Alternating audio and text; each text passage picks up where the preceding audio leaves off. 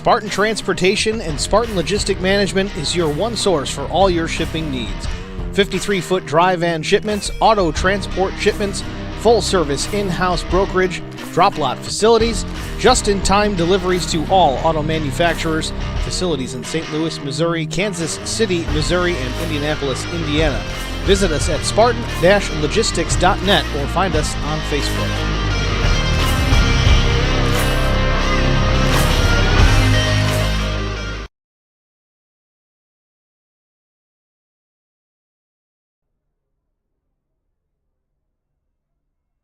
Oh, good evening, race fans, and welcome. We are live here on the TeamVLR.com Facebook page with Ultimate Dirt TV with the 16th annual Spartan Transportation Gobbler 100 here at the Knoxville Raceway. My name is Tommy Rowe, up in the booth with Peacemaker Gaming himself, Mr. Aaron Woods, Brett Wheeler behind the cams tonight doing the production work, doing a great job for us. Aaron, we're getting ready to crown a $1,000 winner this week with the Gobbler 100.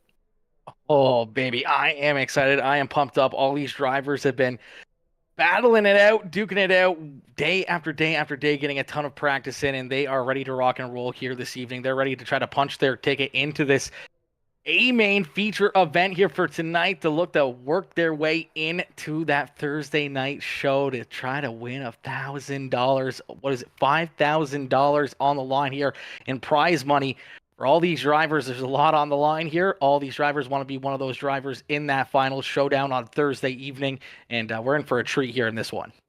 Absolutely. We're going to kick things off here tonight. Going to have two qualifying servers. We are in server number 1. They'll see heat races, and we'll have the top 12 from each of the qualifying servers advance to the 24-car starting field in the 100-lap Gobbler 100 main event on Thursday night, with the last chance qualifier taking one more driver on Thursday evening. Those will be consisted of the bottom 12 of each one of the main events coming up later on this evening. But nonetheless, we're getting ready to go to qualifying right now. The first 60 drivers have signed in, and what a field we have here in server number 1.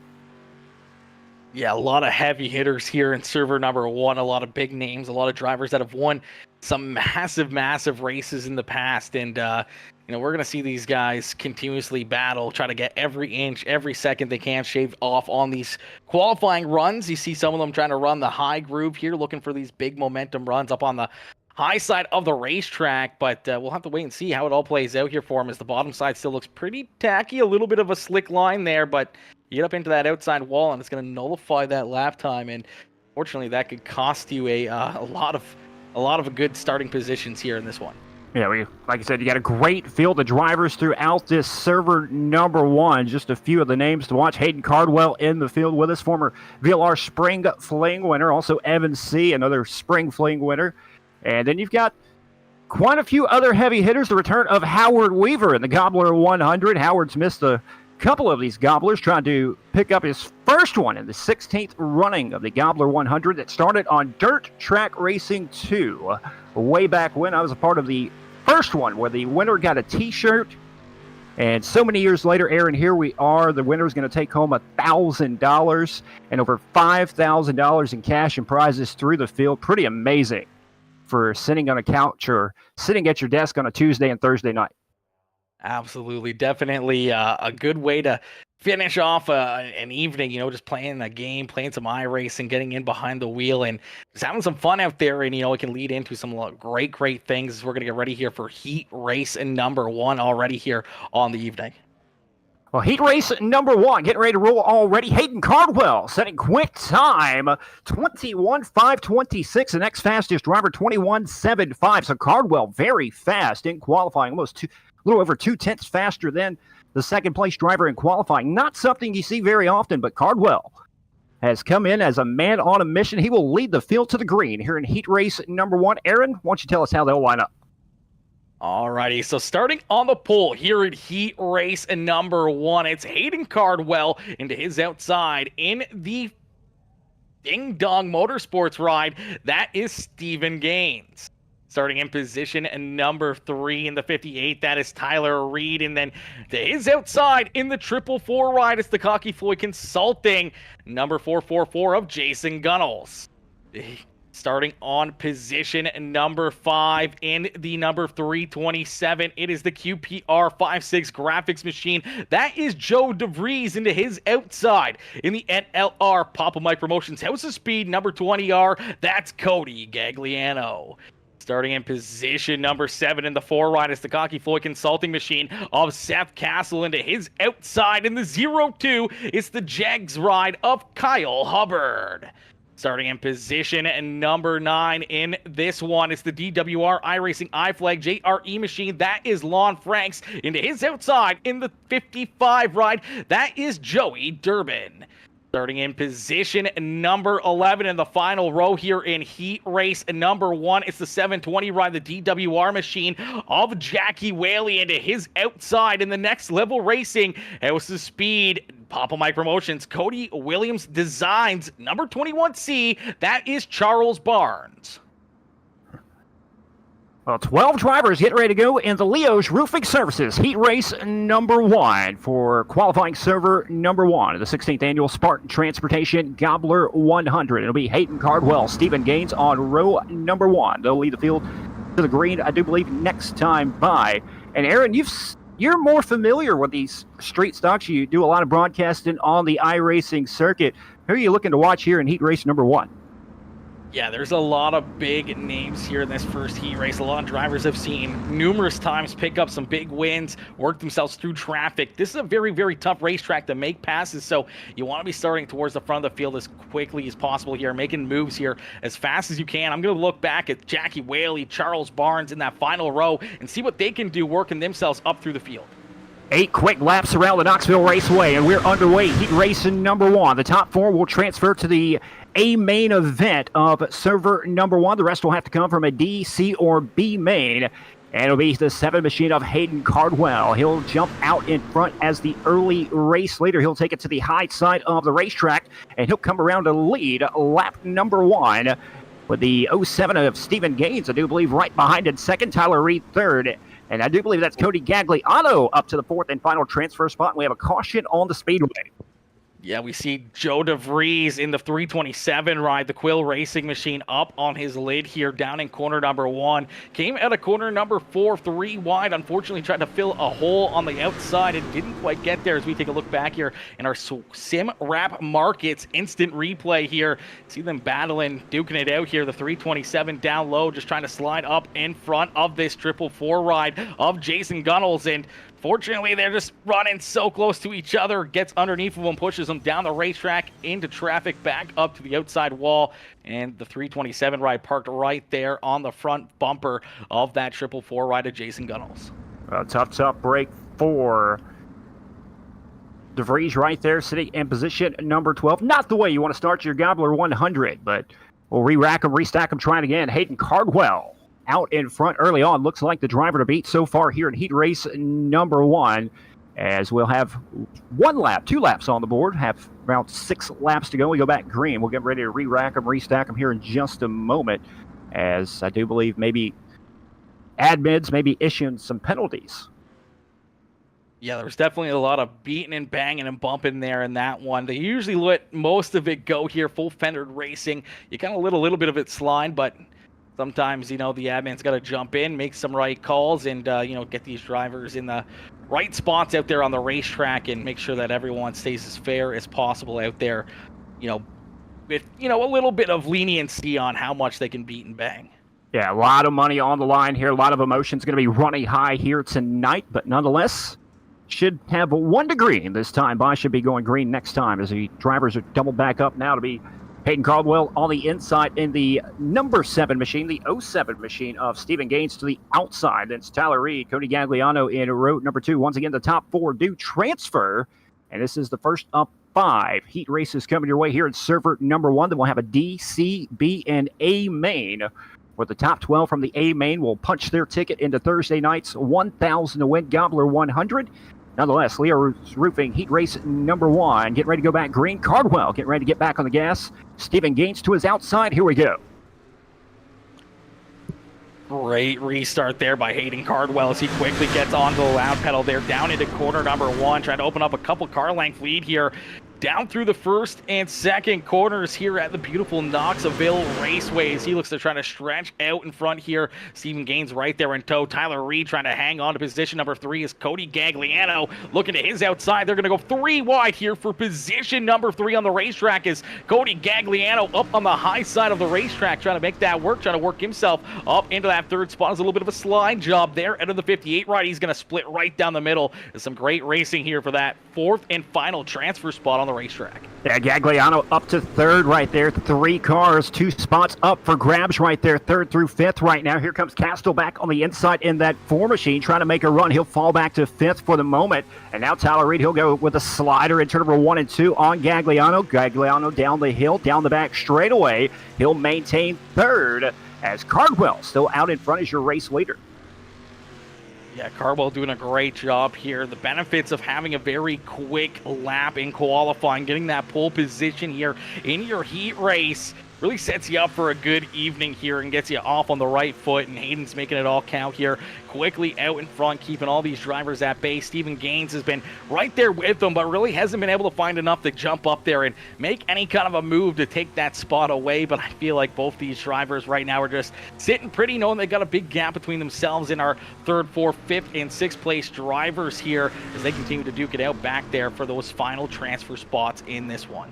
Twin sticks out for Hayden Cardwell 1.5 more times around the Knoxville Raceway to punch his ticket into A main number 1. The race for 3rd, 4th, and 5th still very up, much for grabs. Castle on the bottom of the speedway trying to find a way around Tyler Reed for the 4th and final transfer spot. White flag in the air. Can he get the job done?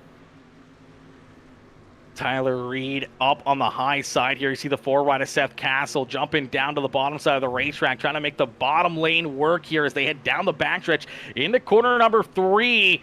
Nice and easy out of corner number 4. It's our race leader, Hayden Cardwell, who's going to come out of corner number 4, and he's going to pick up heat race win number 1 here this evening. The 07 of Stephen Gaines right there in 2nd. Cody Gagliano in 3rd. And Tyler Reed hanging on to that 4th and final transfer spot into this A main feature event.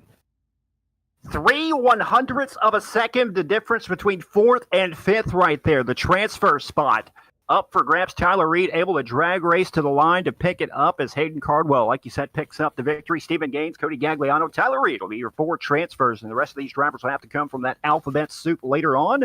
But just like that, heat race number 2, getting ready to make their way out onto the speedway. 12 more drivers, 8 laps will be the distance. This is how they'll line up for heat race number 2. Row number 1 on the inside, that'll be Mike Augustine. The 19 to the outside, the 69, that's Gage Stevens.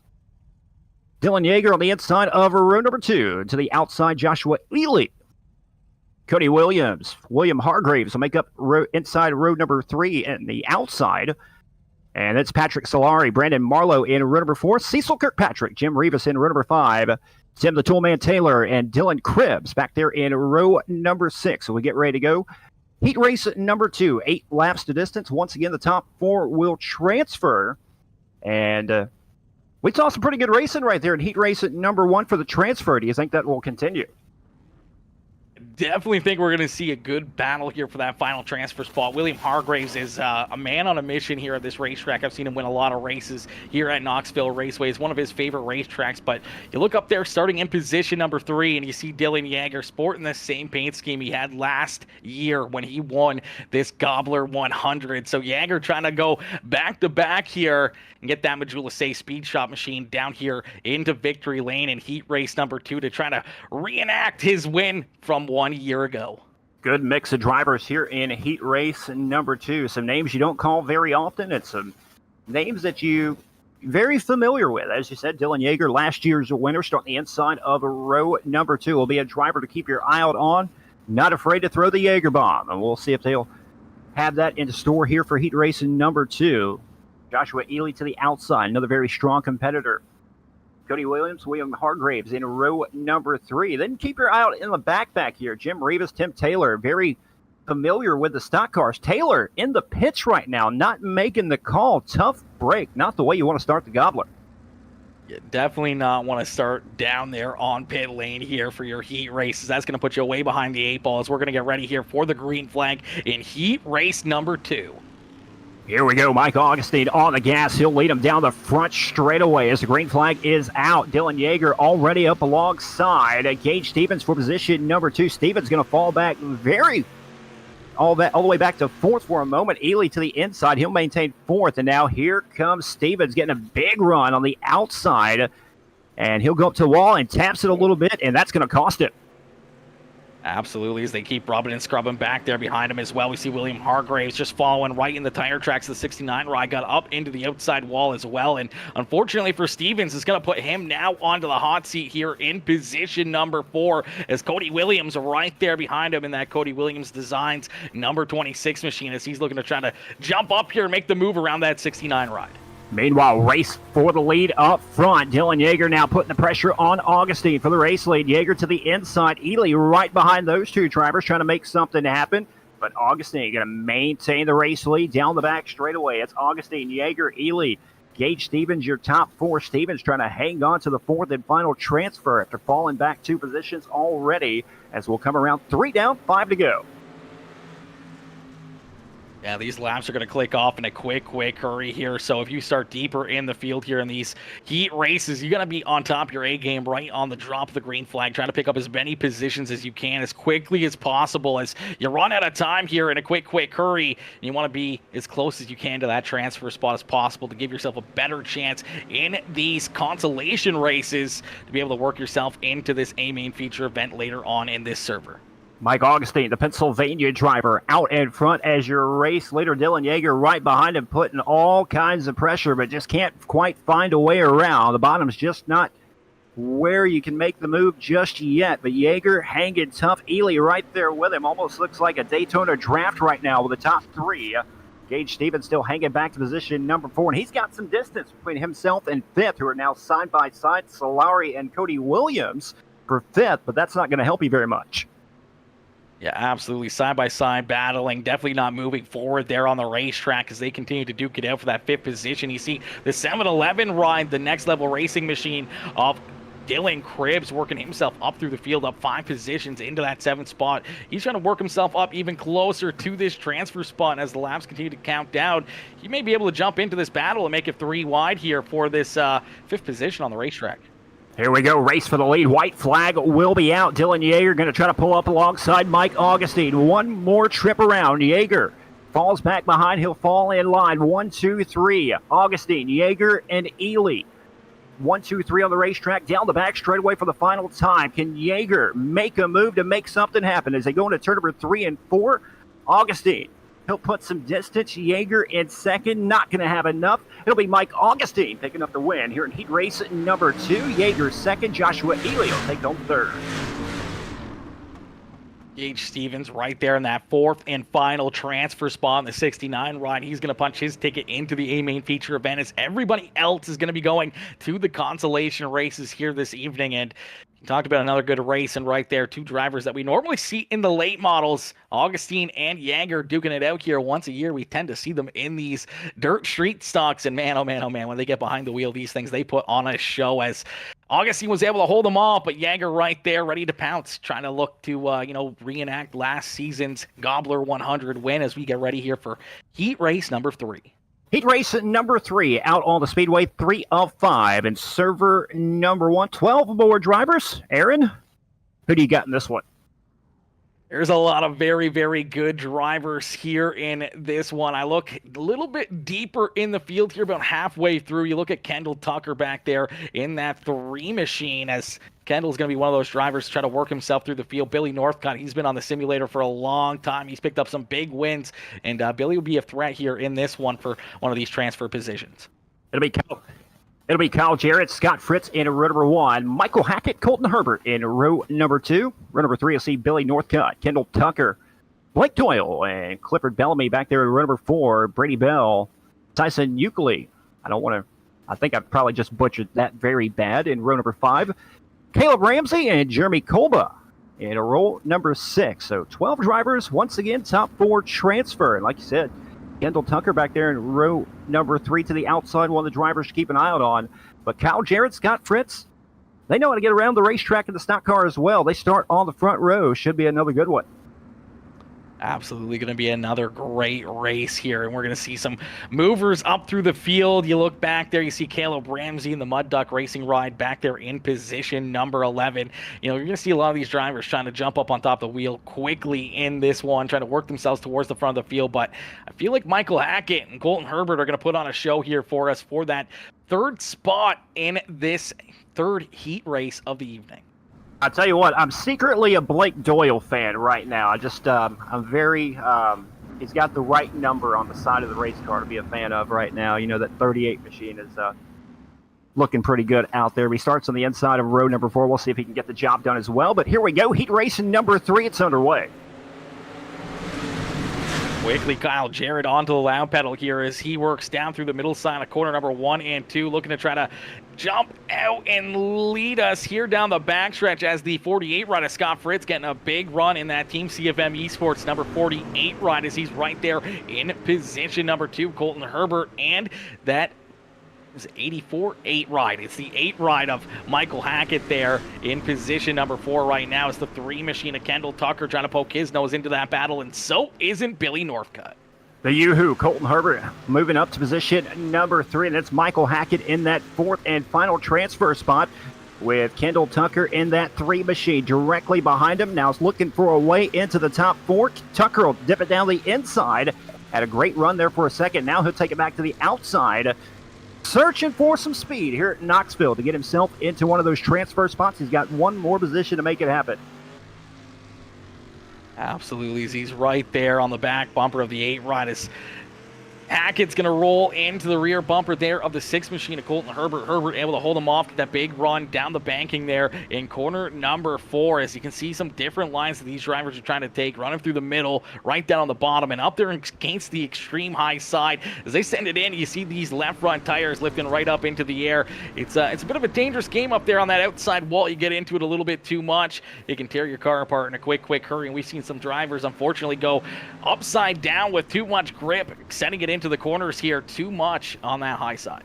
I'll tell you what, the Yoo-Hoo of Colton Herbert, he's found some speed on the speedway. He's ran down your second place driver, now putting some pressure for second. Scott Fritz in second. Colton Herbert in the 6 machine, dips down to the inside, makes a challenge. Looking for second, side by side at the line. Still Scott Fritz hanging on to second. It'll be 3 to go this time. Kyle Jarrett doing a great job picking right up where he left off here for many races, and that's out in front of the field, showing these drivers how to get it done. As the Speed Ranch Cocky Floyd Consulting ride out in front here. That's Scott Fritz, Colton Herbert, Michael Hackett, rounding out our top 4 in that 4th and final transfer spot. As now there's a bit of a gap back between Hackett and Kendall Tucker, as Tucker back there in position number 5, seeing that transfer spot slowly but surely drive away from his front bumper. And these drivers kind of single file around the speedway right now. Tough to try to find some passing lanes. As you see, Herbert dipping all the way to the outside. Gets a big run that time. Makes a lot of contact with Fritz. And now Herbert in danger of losing a position. Now he finds himself on the bubble just like that. Here comes Kendall Tucker.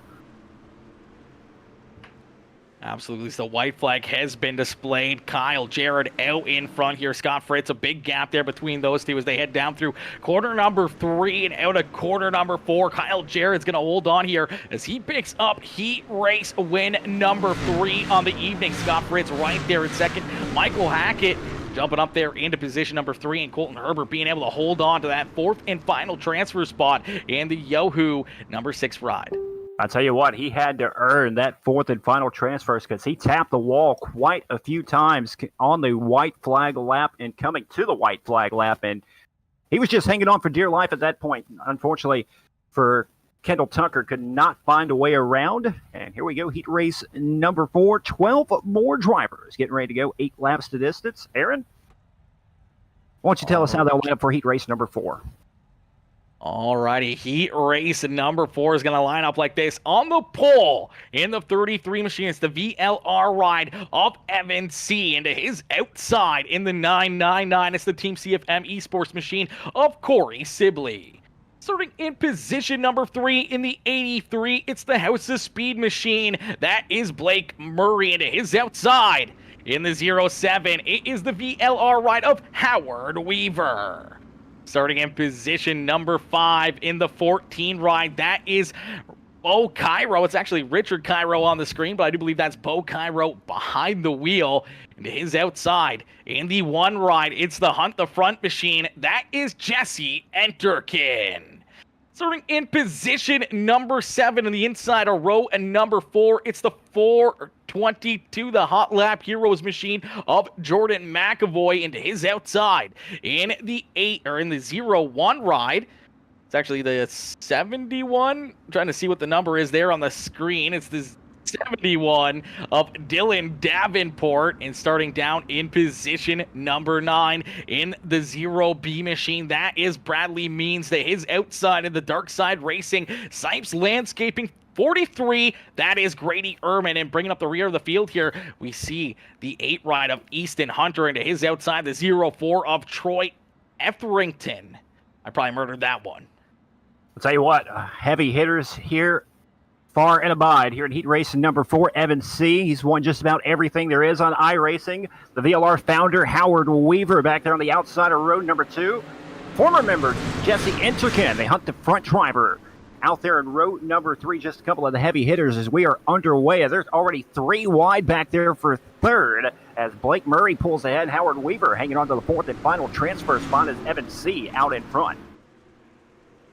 Evan C. leading the way here down at a corner number 4. He's going to lead lap number 1 here in heat race number 4 this evening. Corey Sibley trying to hang on as the 83 rider Blake Murray going to take a look down to his inside. Blake getting a little bit loose there in that 83 machine. He's going to fall right back in behind that 999 ride and continue to try to reel him back in. 1, 2, 3, 4 now, right on the speedway. Best Race is right behind him for position number 5. Enterkin to the outside. He'll find his way around Richard Cairo for position number 6. And now here comes Weaver to the inside of Murray for position number 3, side by side for the moment. But Evan C. out in front where he's found himself so many times before, looking to find the win here in heat race number 4. Yeah, Howard Weaver trying to hang on here as he continues to battle with that 83 rider Blake Murray. Every time he takes a look down low here, trying to find a different groove, trying to find a way to get up and get around that 83 ride, he gets really tight, and that opens up the door for the 1 ride of Jesse Enterkin. They get a big run down to his inside as they duke it out here for that 4th and final transfer spot. Enterkin going to go for the slide job here in 3 and 4 as he's going to jump up into position number 4 and look for more as that 1 ride on the move to the front of the field.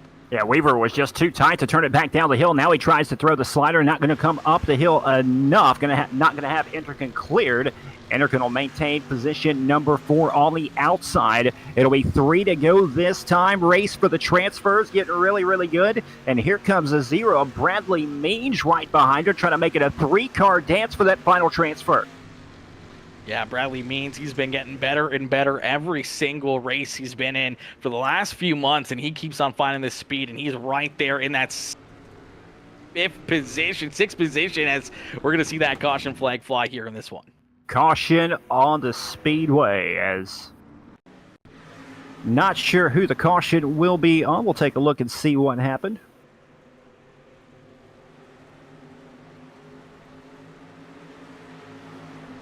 All right, as we take a look back here at our Sim Wrap Markets instant replay and take a look to see what happens here too. Richard Cairo just looks like he's going to get a little help here from Easton Hunter there right into his back bumper. Going to lift up that rear end and spin him around. And unfortunately, a couple drivers getting tied together there in quarter 1 and 2. And we're going to see that caution flag and a 1-lap shootout here to finish off this heat race. This will be very, very interesting to finish up the heat race right there. We had a great battle going on for the 4th and final transfer spot as Jesse Enterkin now finds himself sitting in a good spot for the moment as Evan C. has led from the jump. He had just about a 7/10 of a second lead over Corey Sibley, who sits position number 2. Blake Murray's been very strong in 3rd. He challenged for 2nd momentarily, but has held on to 3rd pretty much uncontested. But this race for 4th was getting really, really good. And we'll try it again one more time. It'll be a green-white checkered, I do believe. It'll be 2 to go as Evan C. going to lead them to the green.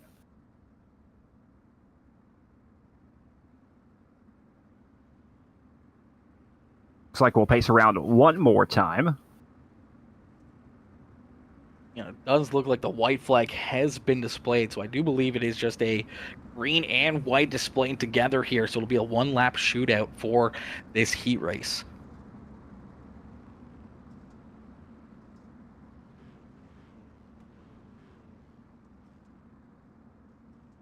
Nonetheless, doubled up down the back straightaway. Final time. Evan C. Corey Sibley now. We'll see if Sibley will have another shot at this win. Blake Murray, Jesse Enterkin now in row number 2. Does Howard Weaver, does he have something up his sleeve now on the outside looking in? Don't count out Bradley Means just yet. He had a very strong ride right before that caution came out. Here we go. Coming back to green. Quickly, the 33 rider Evan C onto the lap pedal here, looking to run away with it as Blake Murray trying to slide up, gets a piece of the 999 rider Corey Sibley. That's going to shove Sibley up the racetrack. And outside of a transfer spot is Howard Weaver and Jesse Enterkin quickly jump their way into those final 2 transfer spots. Is out at corner number 4. We're going to see, I do believe, White flag is out that time. So the white flag is out here for Evan C as he's looking to run away with this one. Blake Murray trying to hold on to second as Howard Weaver up into that 3rd spot, looking right down to his inside. Jesse Enterkin trying to hold off Bradley Means as Bradley Means going to send it down to the bottom side here with the slide job to jump up into that 4th and final transfer spot as the one ride goes around. Evan C is going to pick up heat race win number 4. Howard Weaver there in second. Blake Murray in position number 3. And Bradley Means coming home in that 4th and final transfer spot in heat race number 4. Got to feel bad right there for Corey Sibley. Started on the outside of row 1 on that restart and goes from 2nd and finds himself finishing 8th after all the mayhem right there. You tap the wall, and that's the difference right there. That'll cost you a chance of racing for $1,000 just like that. That is a tough heartbreak for Corey Sibley right there in that 999 machine. Absolutely. A heartbreaker there for that 999 ride as we get ready here for heat race number 5 here in this one. Starting on the pole in the 41 machine, that is Logan Rumsey. Is Rumsey going to start here in the top spot of our final heat race of the evening? To his outside in the 18 ride, that is Cameron Casson. And down on the inside of row number 2 in the Grip Hackney Live House of Speed number 29 ride, that is Lane Phillips. To his outside in the, let me take a look here, 71 ride. Yep, the 71 ride of Tyler Bowie. And down inside of row number 3 in the 822 ride, it's T-Jack Tyler Jackson. To his outside in the 44 machine, that is Aaron Bowman, the showman, there in position number 6. And then we see Jordan LaFawn in the 105 ride in position number 7. To his outside in the 99, it's the Gears Unlimited ride of Billy Roberts. And starting in position number 9 on the racetrack, it's the Papa Mike Promotions 5-6 Graphics Demon Speedworks Speed Ranch 67 ride of Ty Dickinson. To his outside in the Quill Racing Papa Mike Promotions number 24, that is John Quill Jr. And bringing up the rear of the field in the TNT Racing number 88, that is Cody Ernest. I'll tell you what, you got some great drivers in this one. Logan Rumsey going to be hard to beat, though. He seems to be good. Starts towards the front just about any car he races it. Sprint car, late model, it doesn't matter. You'll find Logan Rumsey towards the front. And the Flying Carrot gets a great start there. As it looks like we may have been missing a driver, maybe a driver disconnecting. Cameron Kaysen not on the speedway. Yeah, looked like he was blinking there a little bit, and unfortunately is disappearing off the racetrack. I don't know if he lost connection completely to iRacing there or not, but we haven't seen him reappear onto the racetrack, so a heartbreaker there for that 18 ride. But Logan Rumsey, he definitely liked that as he was able to start on the front row there all by himself in the 41 ride, trying to make it work as he's out in front, leading the way here. Leads lap number 1, has Tyler Bowie, and quickly T-Jack Tyler Jackson up into that 3rd position, and Lane Phillips trying to hang on to that 4th and final transfer spot here in heat race number 5. Jordan LaFawn, Billy Roberts on the outside looking in, as well as Ty Dickinson, Cody Ernest, John Quill, Aaron Bowman rounding out the field right now as they're kind of single filed around the racetrack right now, around the bottom of the speedway, looking to see if that outside line will come in. Maybe we'll get a passing group here in just a moment. But Rumsey had a great start and benefited from having the front row by himself, as pulled out to 7/10 of a second lead already, coming just a little under halfway home right now. Yeah, Rumsey running away with this one as Tyler Bowie trying to hold on to that second spot. T-Jack, Tyler Jackson there, slowly but surely reeling in that number 71 ride as he rolls right to his back bumper there out of corner number 2. He's looking to try to, probably hang on to this third spot and just punch his ticket, but every one of these positions on the racetrack gets you farther and farther to the front of the field here in our A main feature event. And when it's only the top 12 that are going to advance straight into the show here on Thursday night, you want to be as close to the front of the field here as quickly as possible in this feature event this evening. Don't look now, but Jordan LaFond knocking on the door for the 4th and final transfer spot as Lane Phillips has it. LaFond wants it. Now here comes the 99 of Billy Roberts as well. A little contact right there with LaFond, but LaFond hanging on to position number 5, still trying to find a way around. Best battle on the speedway is for that transfer spot once again. Seems like the theme of the night thus far. Absolutely, everyone trying to get that final transfer spot into this A-main feature event as Billy Roberts duking it out right there behind him with Cody Ernest. Ernest taking a look down low here on that 999 or on the 99 ride of Billy Roberts, and Ty Dickinson sliding back a spot there to the 88 machine back into position number 8. But right now, Jordan LaFond putting the pressure here on the back bumper of Lane Phillips. But Jordan's feeling a lot of pressure himself from Billy Roberts as Roberts right there in position number 6, and he's ready to pounce and try to work himself into that final transfer spot. Logan Rumsey's thrown the keys on the counter and checked out here at heat race number 5. Race for second, still really, really good. Tyler Bowie and Tyler Jackson, the two Tylers, going at it for second and third. Lane Phillips still hanging on to 4th as they work on the white flag lap down the back straightaway final time. Jordan LaFond can have one more shot here in turn number 3 and 4. Not quite going to be enough. I don't think he's there enough to make something happen, as Rumsey will pick up the win. Tyler Bowie, Tyler Jackson, and Lane Phillips going to pick up that 4th and final transfer spot of heat race number 5.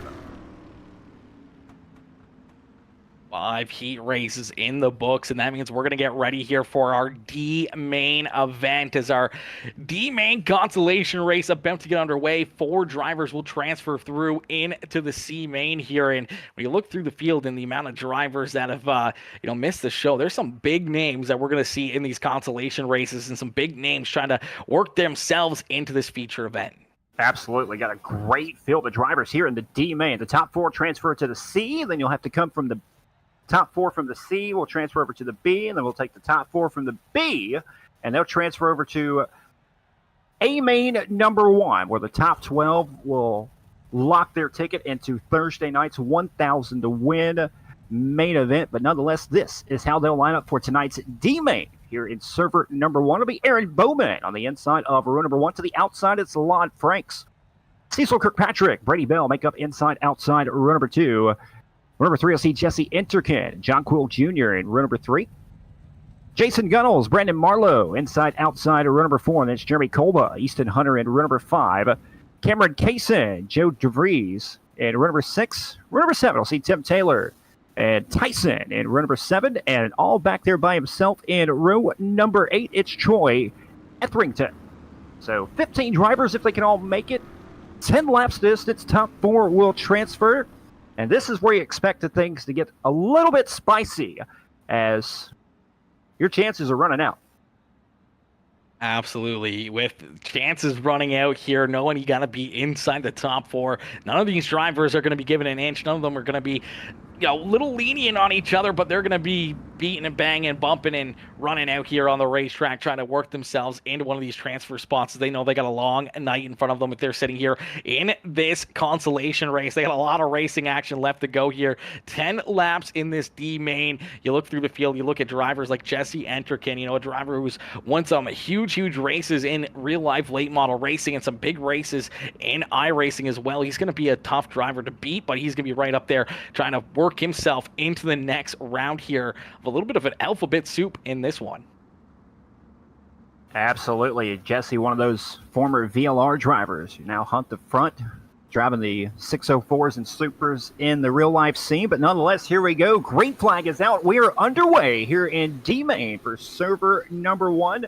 It'll be the 44 of Aaron Bowman going to lead the field to the green, the Mid-South Mafia D-Main. Yeah, the Mid-South Mafia D-Main underway, and you already look at Jesse Entrican working himself up through the field here, down the bottom side of the racetrack, up into position number 3 here as they almost go 3 wide right there behind him. Brady Bell, unfortunately, sliding back here. He's on the outside of a transfer spot looking in. He's up there on the extreme high side looking for these big runs. He's got 2 fast drivers right there to his inside. That's Cecil Kirkpatrick and John Quill Jr. trying to jump up into that 4th and final transfer spot. Brady was looking pretty good right there. Then he tags the wall very hard. He's going to lose a lot of positions because of that. He may have broke something on the race car. He's going very slow around turn number 1 and 2 right now, as we still have a battle heating up for the 4th and final transfer spot. Now John Quill Jr. finds himself on the bubble right now, 6th to 4th, with Cecil Kirkpatrick and about 4 other drivers directly behind him. Yeah, almost 4 wide right there behind our 4th place driver, and is set, unfortunately, for Brady Bell there, just getting up, pancaking that outside wall. A ton of damage on his cars. We see some more damage there, as I believe that was Cecil Kirkpatrick washing up into the 8 ride of Easton Hunter. Hunter losing the front bumper there. Looks like he's got the Plum Wild number 8 ride continuing to stay out on the racetrack, but there's some more contact there as they all continue to beat and bang. The 74 ride right there in the mix of it is Tyson Ulicki right into it. I'd probably murder that last name too. Well, Jesse Enterkin has worked his way through the field, now found himself in 2nd, 5th to 2nd, comfortably in a transfer spot. Enterkin may not be done. He's had the fastest car on the racetrack the last several laps after making his way up to 2nd. Now has his sights set on Aaron Bowman, who's led from the jump thus far. Lon Frank sitting in 3rd, John Quill Jr. in 4th, and now here comes Brandon Marlowe up in the 5th spot, 8th to 5th right now, and needs 1 more to keep his night alive. Absolutely, Brandon Marlowe right there in position number 5. Knows he needs to jump up on top of the wheel here. Needs to find 1 more spot on the racetrack as Jason Gunnels right there behind him in the 444 ride, trying to find something up on the high side. But it looks like this bottom lane starting to become a little bit more dominant here in this D-Main feature event. Yep, Aaron Bowman just has worked his way around the speedway very comfortably right now. 22.651, his best lap around the speedway on his most recent lap. So Bowman getting faster as the race goes on. Enterkin just a little slower the last time, 22.71. So maintaining 2nd, that's good enough for a transfer spot right now. As we have 3 to go here in the D main. John Quill Jr. in that 24 still finding himself on the bubble. Can he hang on?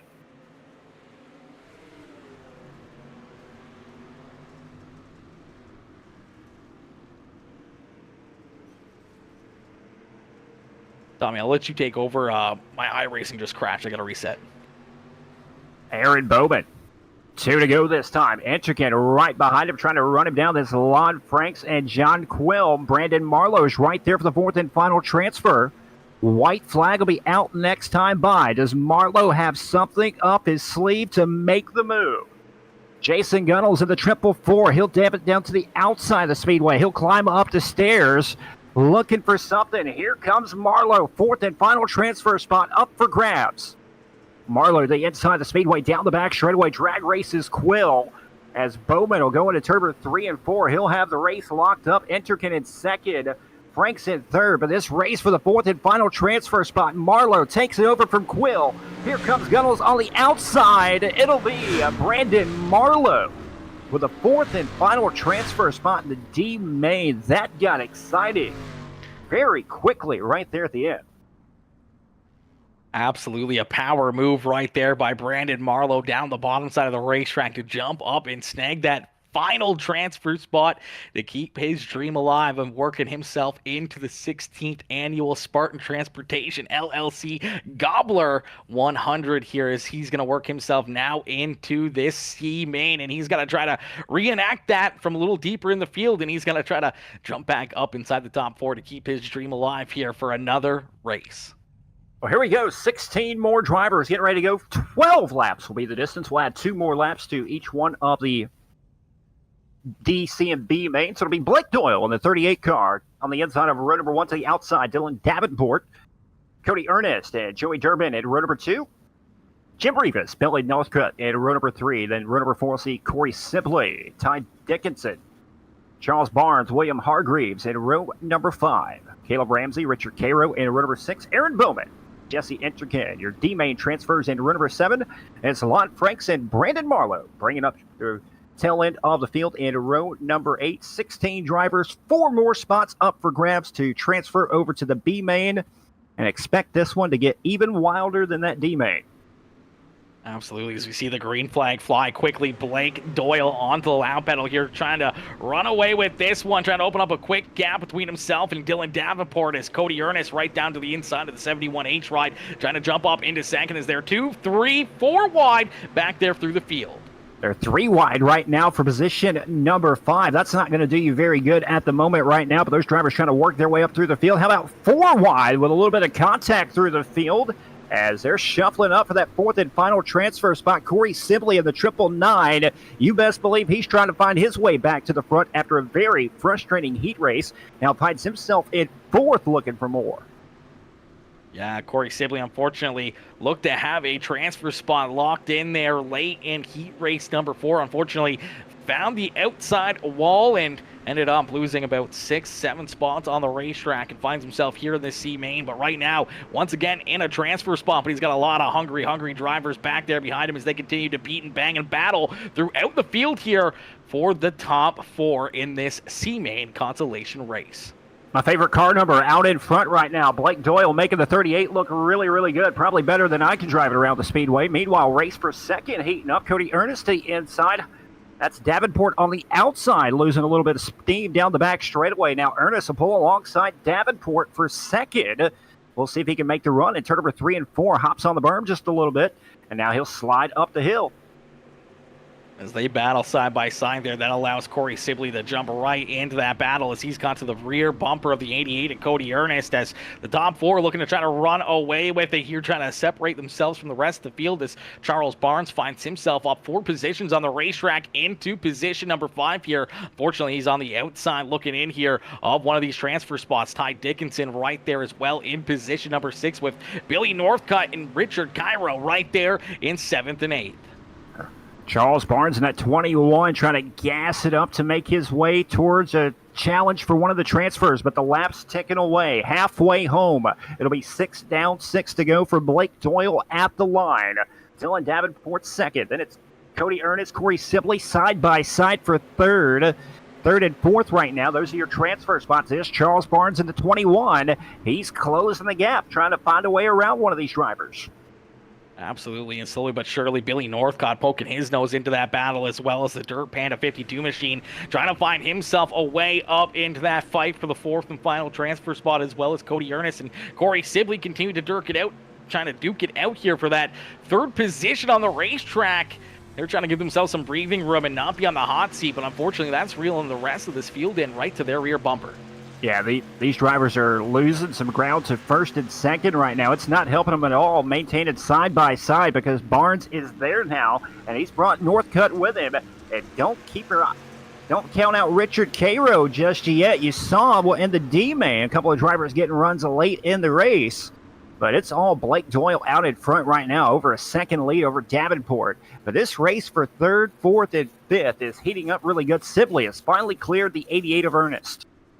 Yeah, Ernest there in 4th. We did see Charles Barnes get up into the outside wall there ever so slightly. He's going to lose a couple spots and slide back into that 7th position. So a tough break there for the NLR CWD machine as he's back into position number 6. But the battle for position number 4 is going to heat up as here comes Billy Northcutt down to the inside. Northcutt looking to jump up and take that 4th and final transfer spot. As he gets up into the berm, he's going to get a little tight there and almost lose that ground that he gained on the 88 as they make some more contact. I'll tell you what, don't keep your eye off that number 14 of Richard Cairo on the top shelf of the speedway. He's charged from 12th up to 5th now, and now he's challenging Ernest for that 4th and final transfer spot. Cairo making a run late. White flag will be out. One more trip around for Blake Doyle in the 38 car, but the race is for 4th in that final transfer spot. Yeah, Cody Ernest trying to hang on to this 4th and final transfer spot. He's been getting it from every angle here. They've been all over his back bumper, been taking a look to the inside, been taking a look down to the outside as Richard Cairo with a big run there. Down out of corner number 2. He's going to go door to door with him down into corner number 3 and out of corner number 4. Blake Doyle's going to pick up the C-Main win. Dylan Davenport there in 2nd, Corey Sibley in 3rd. But it's Richard Cairo jumping up and picking the 4th and final transfer spot away from Cody Ernest. Ernest held on for so many laps there. Unfortunately, Richard Cairo on that white flag lap, being able to gain 8 positions to pick up that 4th and final transfer spot. Yeah. Credit right there for Cairo. Keep maintaining cool, calm, and collective right there, working his way side by side through the field, and then finds himself in the right place at the right time and drag races his way to a transfer. And here we go, B-Main number 1, the first B-Main server number 1. It'll be the Logan Motorsports B-Main for server number 1. 16 drivers, 4 spots up for grabs in the A-Main server number 1, where 12 drivers will lock themselves into a spot in Thursday night's $1,000 to win 100-lap main event. 16 drivers gridding up. Aaron, why don't you tell us how they'll line up? Alrighty, starting on the pole in the Cocky Floyd Consulting number 4 machine, that is Seth Castle, and to his outside in the 26 ride, it's the House of Speed, Cody Williams Designs, number 26 of Cody Williams. Starting in position number 3 in the 3 ride, that is Kendall Tucker, and to his outside in the Hot Lap Heroes 422, that is Jordan McAvoy. Starting in position number 5 in the 105, it's the House of Speed ride of Jordan LaFawn, and to his outside in the, I do believe it is the 02 machine, that is Kyle Hubbard. Starting in position number 7 in the 99 ride, that is Patrick Solari, and to his outside in the Hot Lap Heroes 002, that is Clifford Bellamy. And we see the 43 of Grady Ehrman, Billy Roberts, Dylan Cribbs, Jackie Whaley, Blake Doyle, Dylan Davenport, Corey Sibley, and Richard Cairo rounding out the field. Tell you what, they were ready for that grade right there, not wasting any time. It'll be Seth Castle out in front as your race leader. Cody Williams in the 26 out in second. Then it's Kendall Tucker in the Dale Earnhardt throwback in position number 3. And now Jordan McAvoy, I do believe, in the 4th and final transfer spot, almost 3 wide back there for 4th now. Yeah, the 26 Ryan of Cody Williams unfortunately washed up the racetrack quite a ways there and really opened up the door here for Patrick Solari. And now the 43 of Grady Ehrman, who's been on the move here quickly in this one, up 5 spots already, as it's an absolute dogfight deeper in the field here. We see a lot of 3-4 wide beating and banging, bumping, and a lot of contact deeper in the field. Drivers up in the outside wall, and you see the 38 ride trying to work himself up through the field here from this C main. Blake Doyle trying to work himself up towards this transfer position.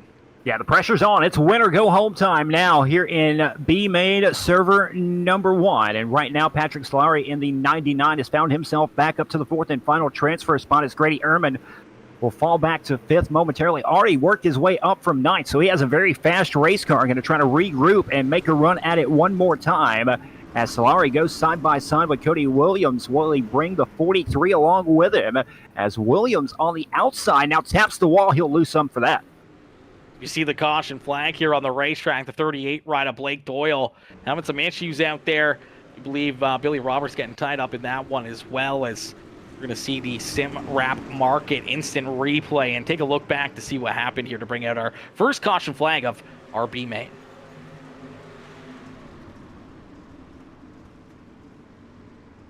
Yeah, unfortunately, a couple of cars getting together right there in front of the 38 machine. The 38 nowhere to go, and just kind of a big chain reaction after that. A couple of drivers getting into each other, and that's what happens when you're all running right around the bottom of the speedway. And tough break for the 38 machine. He's had a great run thus far, won the C main, but now has his work cut out for him if he wants to maintain a transfer spot or move his way up to a transfer spot. But it's going to be hard to do without a nose on the front of that race car. Absolutely. You saw a lot of other drivers get collected in that as well. You look at the 999 ride of Corey Sibley getting a piece of that one, and Billy Roberts and a lot of other good drivers. Unfortunately, some heavy damage there in our first caution flag of this one, as we'll get them stacked up, racked up, and ready to go back to green flag racing here for our B-Main feature event. That'll be Seth Castle on the inside of row number 1. Kendall Tucker to the outside now of your front row. Cody Williams, Patrick Solari at row number 2. Williams, a little blinking right there. Not sure what's going on. As your top 2 will pull away. And I do believe, did Williams disconnect right there running 3rd? I don't think he disconnected, but he is now at the back of the field, back in the 15th position. So I'm not sure if he realized he was blinking and jumped to the bottom side of the racetrack and let everyone go by him. But either way, a heartbreaker for a driver that was up inside of a transfer spot here in this B main. That's got to be a tough break right there if Comcast costs you $1,000. But meanwhile, we have a race for the lead heating up right now as Castle on the inside. That's Kendall Tucker to the outside. Tucker getting a run down the back straightaway. He'll take the race lead. Yeah, Kendall Tucker up in front here now with Seth Castle sliding back to second. The 99 ride of Patrick Solari there in third, and now the battle's on for that fourth and final transfer spot as Grady Ehrman and Jordan LaFawn go door to door down into corner number one. Here comes Clifford Bellamy and the 7-11 of Dylan Cribbs right there into the picture as well. And don't count out Corey Sibley as he's been working himself up to the front of the field here even after getting some damage in that caution flag. Yeah, Grady Ehrman's had a great drive thus far, driving to fourth from position number 9. As Jordan LaFawn right behind him, still maintaining the outside of the speedway. Can't quite get the run now. Ehrman will clear him, and here comes that 7-11 machine of Cribbs. Like you said, little contact right there with LaFawn, and now the 002 of Bellamy may pass both of them on the outside.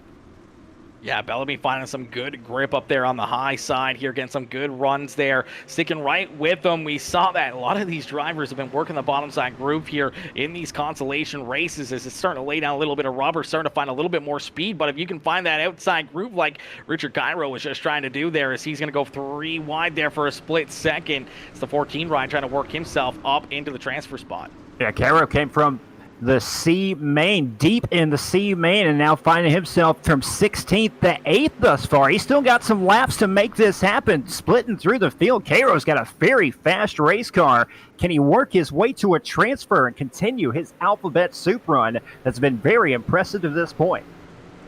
Absolutely an impressive run there of the BCR Sim Products number 14 ride as the iRacing Dirt Memes machine. They're in position number 7 as Dylan Cribbs, the next victim there in front of him as he looks to try to go after that 7-11 ride and jump up into position number 6. But slowly but surely, time is running away here, and so isn't Grady Ehrman with that fourth and final transfer spot as you see Cody Williams pull down to the inside of the racetrack and take his car off the track here in this consolation race. Yeah, Ehrman's had a great drive, still maintaining position number 4, drove up from 9th early on, and has pulled away just about a second over Jordan LaFawn, who sits in 5th on the outside looking in. Dylan Cribbs and then Richard Cairo on the outside. He'll climb up to the stairs. He'll have 3 more trips around and make something happen. But he's a good 2.5 back from your 4th and final transfer spot. Not sure if that's enough time. Absolutely, but anything can happen in these consolation races. We've seen these late race caution flags come back and bite people in the butt. You look at Corey Sibley, it happened to him in the heat race, and it could happen to any one of these drivers in this B main, but all these drivers in the top 4 right now, they do not want to see a caution flag. They want to see this one get ran right down to the checkered flag, but everyone outside the top 4 is just begging for somebody to spin around and bring a caution flag out. White flag is out here in server number 1, B main, the Logan Motorsports B main event. Kendall Tucker out in front, doing it for Dale in the 3 machine, working down back straightaway for the final time, checking out just over a second lead. He'll go into turn number 3 and 4 and pick up the win here in B main number 1. Seth Castle second, Patrick Solari third, and Grady Ehrman will take home position number 4 from his 9th place starting position. Great run right there for the Speed Ranch 5.6 graphics, the Dark Side Racing machine of Grady Ehrman as he's able to punch his ticket, the final driver to work himself into this A main feature event as we'll get these drivers out onto the racetrack here for a quick warm-up session. I'm not sure. I know they were talking about resetting this racetrack, going to work with the crew and getting some work done to this place to get these drivers ready to rock and roll for some good 2-wide battles. It is reset. Wow. Okay. So the racetrack has been reset. So these drivers are going to jump out there for their warm up. They're going to get it packed back in. They're going to try to make a few lines out there, see what their cars need for this A main feature event, and they're going to get locked, stocked, and loaded and ready to go. And Knoxville officials not liking the track surface thus far. They have called for a reset on the speedway to see what these drivers can do in 30 laps of main event action, where the top 12 will transfer into the main event on Thursday night to find themselves racing for a cool $1,000. And ladies and gentlemen, while we have the warm-up, we'll have a quick break and come back with the A main of server number 1.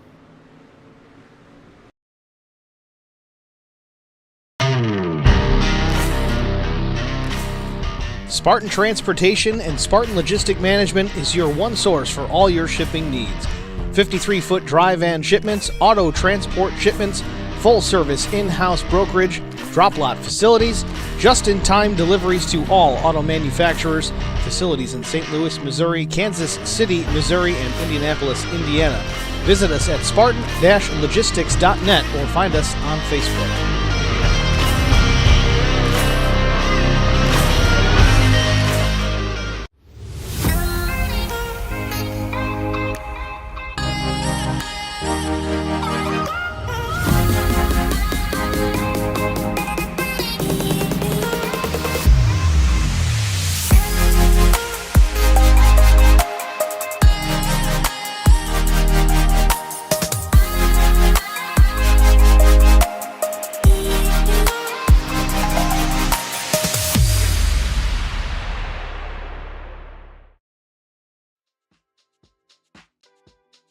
In this iRacing how-to, we will cover optimizing your PC and monitor settings in order to optimize iRacing's performance.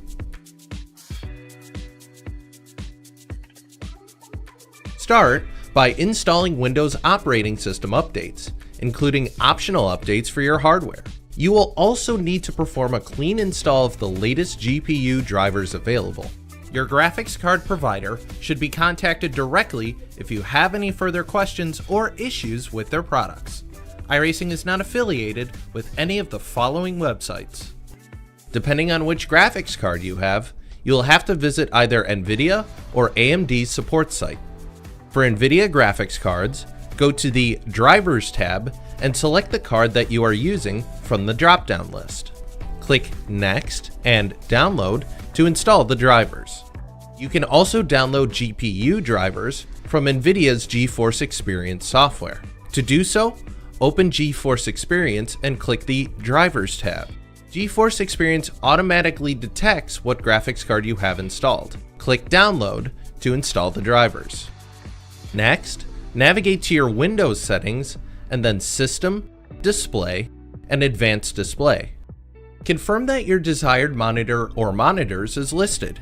If you are running more than one monitor in sim, confirm that each monitor's refresh rate and dimensions are the same. Vertical sync, or VSync, forces the frame rate to lock your monitor's refresh rate. By disabling this option, you will notice increased frame rates in sim beyond your monitor's refresh rate. To do this, right-click on your desktop to open your NVIDIA control panel. Then, click on the Manage 3D Settings tab. Under the Global Settings tab, scroll down to Vertical Sync, turn it off, and click Apply. You can also turn off Vertical Sync by choosing iRacing Motorsport Simulator.exe in the Program Settings tab. Some additional issues have been reported when NVIDIA PhysX processor is set to auto-select. This is most common on laptops. To manually set the PhysX processor, go to the Configure Surround PhysX tab in your NVIDIA control panel and select your graphics card from the drop-down list. For AMD graphics cards, go to the Drivers section under the Radeon Graphics tab. Here, select the card you are using from the drop-down lists. Then, pick the version of Windows you are running and download the AMD software package by clicking Download. You can also download GPU drivers from AMD's Auto Detect and Install software, which you can find linked at this site.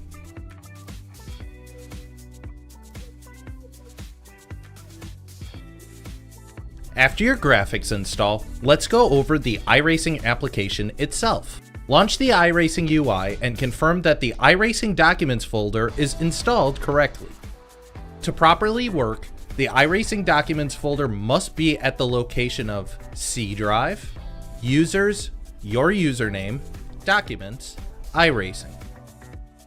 The iRacing Documents folder is where your replays, paint schemes, setups, and other configuration files are saved. We strongly recommend not backing up or redirecting your iRacing Documents folder to Microsoft's OneDrive system to ensure your files stay intact. This is separate from your iRacing installation directory, which is where the files of the game are installed if you purchased iRacing on our website. If you purchased iRacing on Steam, your installation directory by default would be located within C Drive, Program Files x86, Steam, Steam Apps, Common, iRacing. If you do not see this folder, reinstall the service with the latest installer from our website. Next, we will want to set up our display using the Graphics Config tool. In the iRacing UI, navigate to the bottom left corner and select Settings. Click on Interface and then Run Graphics Config. Confirm the correct display and graphics card from the dropdown, and then select Auto Configure.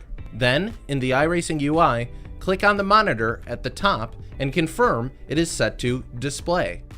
From here, open an iRacing session and navigate to the Options tab of your in-sim UI. Click on Graphics, and then confirm iRacing is using the correct display settings and refresh rate at the top. You can find more information regarding GPU drivers and setup on our support site, linked in this video's description. iRacing is a sim racing game that combines a true-to-life racing experience with an online community of virtual racing enthusiasts all around the globe. iRacing offers a multitude of officially licensed cars and tracks, laser scanned with millimeter accuracy. The car models and mechanical systems are based on real-world physics, engineered in cooperation with manufacturers and racing teams. Our skill license system ranges from rookie to pro, ensuring members are always pitted against those with similar skill sets. Members are able to sign up for a weekly racing series, compete in time trials, host a private race with friends, and participate in racing leagues created and run by the community. With over 200,000 members, iRacing works in partnership with renowned motorsports organizations like NASCAR to deliver virtual races based on the real-life NASCAR Cup Series, as well as many other series on the NASCAR ladder. iRacing also features team racing, providing a variety of options for members to create and manage their own teams, race with friends or real-world teammates in full-length endurance events like the 24 Hours of Daytona, Spa 24, or the Bathurst 12-Hour. Participate in solo races, championship seasons, and hosted and league events with AI Racing. With a rapidly expanding catalog of 70-plus cars and 85-plus tracks from real-world racing series, test your abilities with challenging computer-based competition.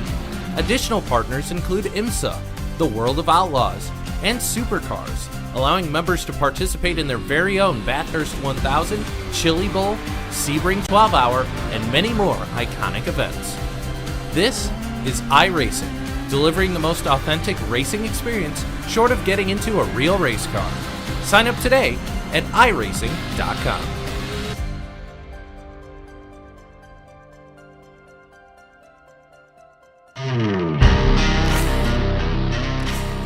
Spartan Transportation and Spartan Logistic Management is your one source for all your shipping needs. 53-foot dry van shipments, auto transport shipments, full-service in-house brokerage, drop lot facilities, just-in-time deliveries to all auto manufacturers, facilities in St. Louis, Missouri, Kansas City, Missouri, and Indianapolis, Indiana. Visit us at spartan-logistics.net or find us on Facebook.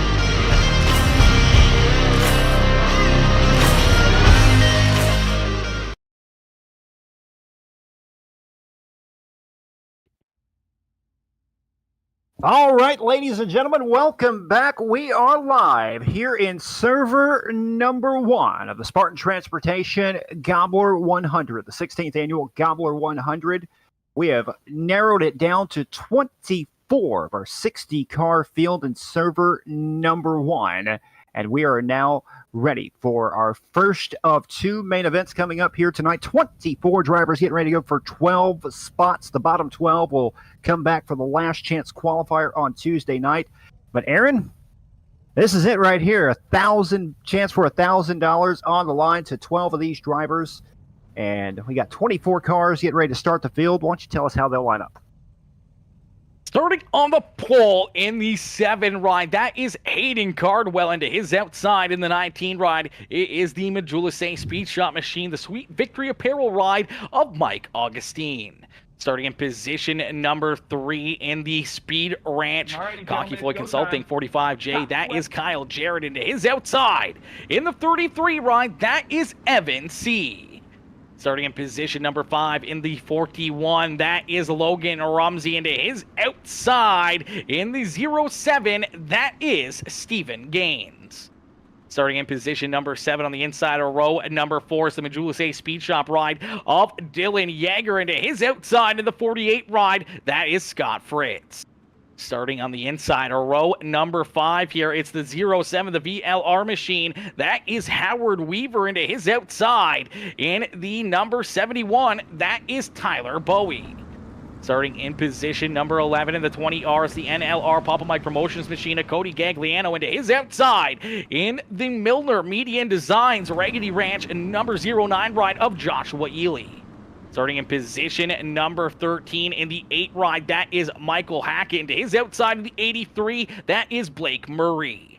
Starting in position number 15 in the 822 is T-Jack Tyler Jackson. Into his outside in the 58, that is Tyler Reed.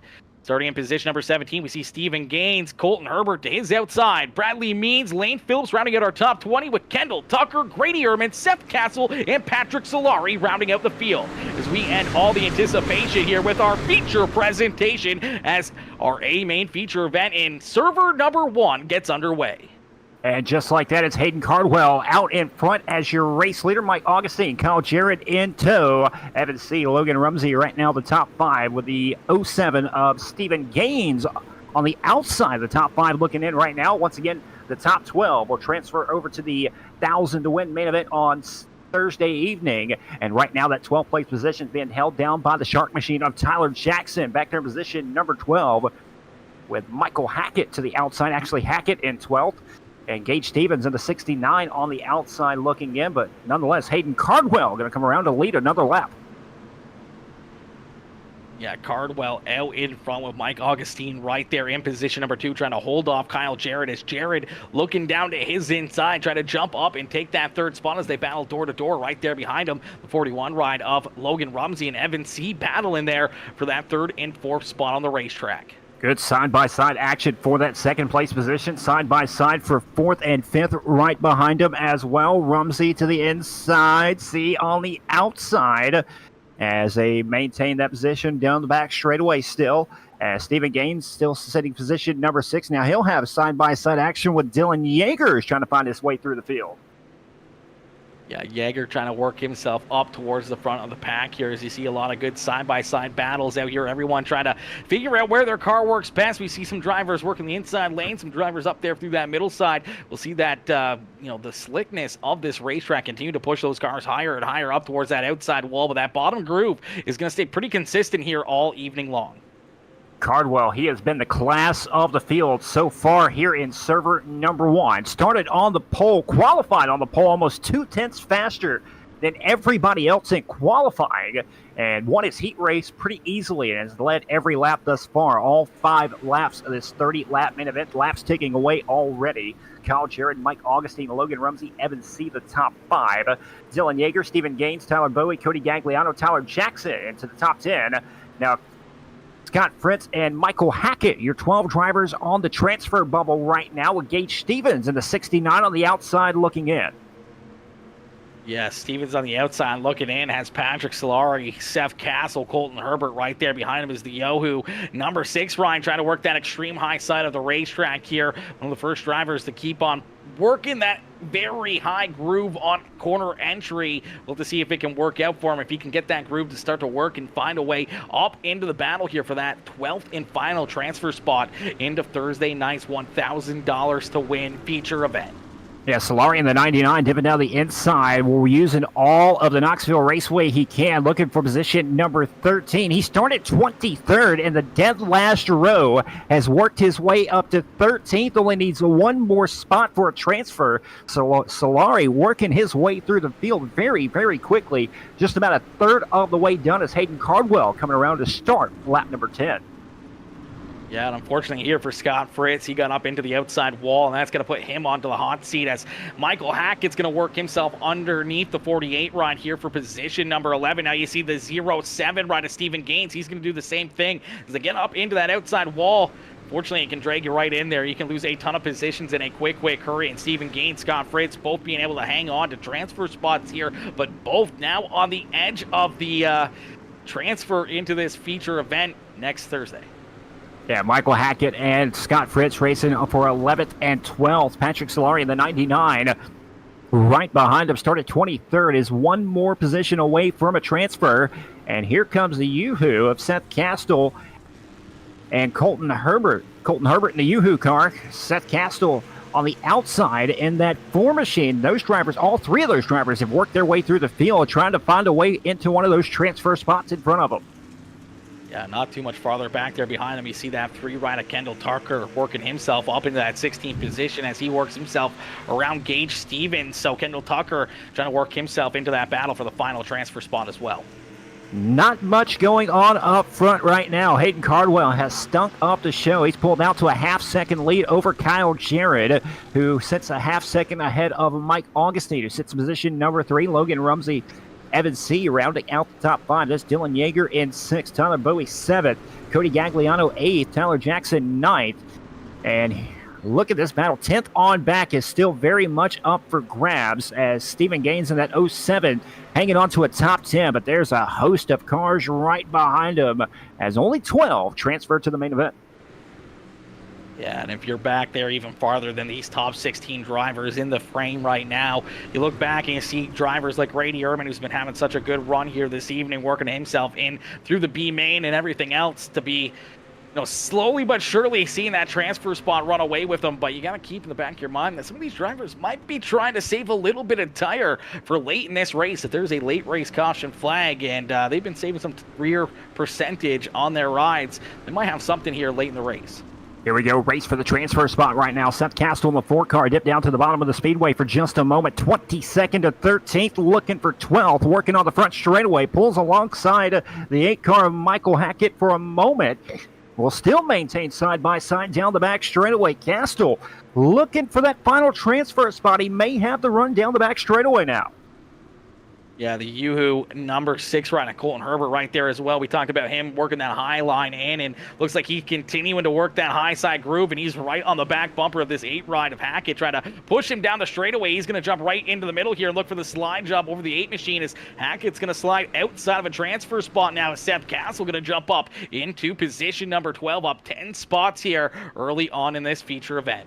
Give a shout out to Howard Weaver right now, currently 18 seconds behind your race leader. Is he saving the tires for the last 5 laps, running dead last on the speedway, 9 seconds back from position 23. Does Howard Weaver know something the rest of the field doesn't, or is he just that bad? That's a tough one. Unfortunately here for Howard Weaver, he was able to work himself into this A-main feature event through his heat race, but I don't know if that strategy is going to work out too well here for him in this one.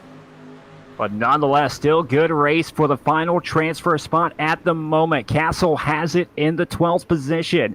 Yoo-Hoo, and now Kendall Tucker's worked his way up to 14th. Herbert and Tucker directly behind as the Yoo-Hoo car will take it to the outside, looking for that 12th and final position.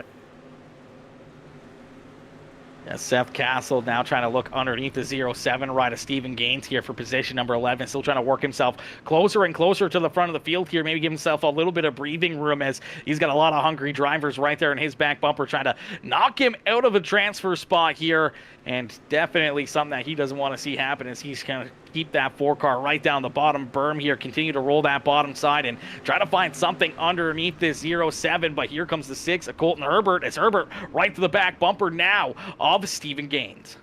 Herbert trying to split through the middle right there between Gaines and Castle. Kendall Tucker trying to wait to see if something happens. 10 to go. It'll be 9 to go for Hayden Cardwell, who's all out in front by himself, just under a second over Kyle Jarrett.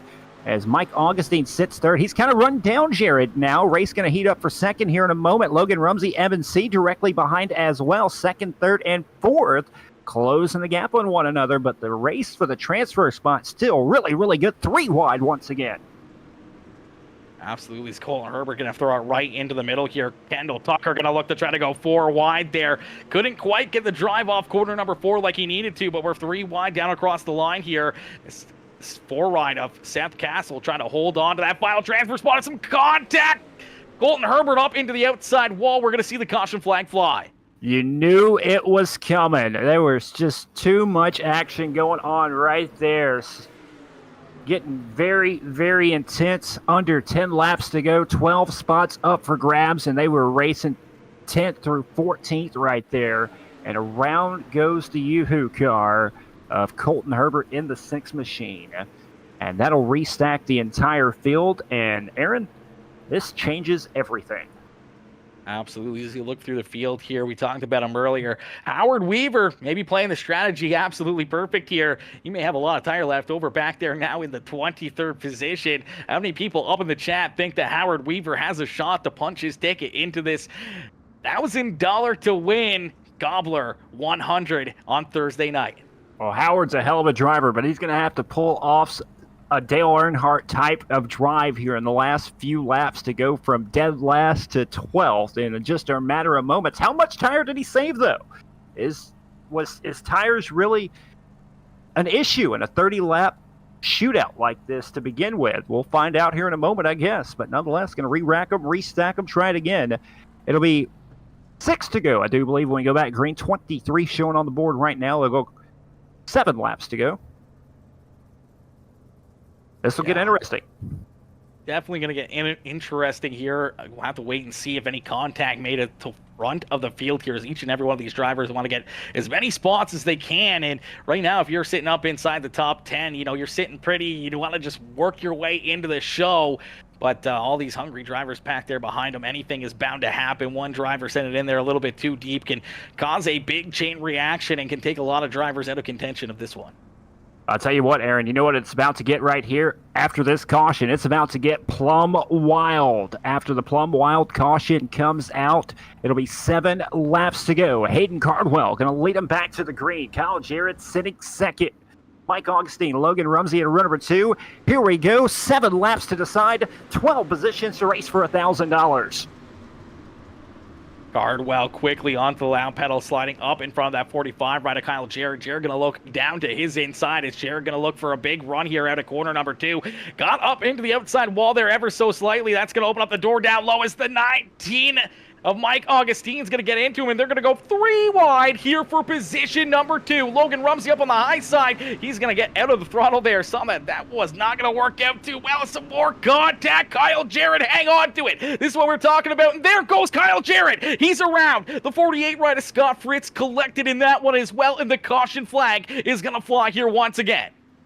My goodness, plumb wild caution flag coming out one more time, and that got really wild right there. Tough break for Kyle Jarrett, running in position number 2 the majority of this race, and now finds himself missing a nose on the front of that race car and outside of a transfer spot, I do believe, at the moment. Tough break right there for Kyle Jarrett in the 45. Going to be Heartbreak City.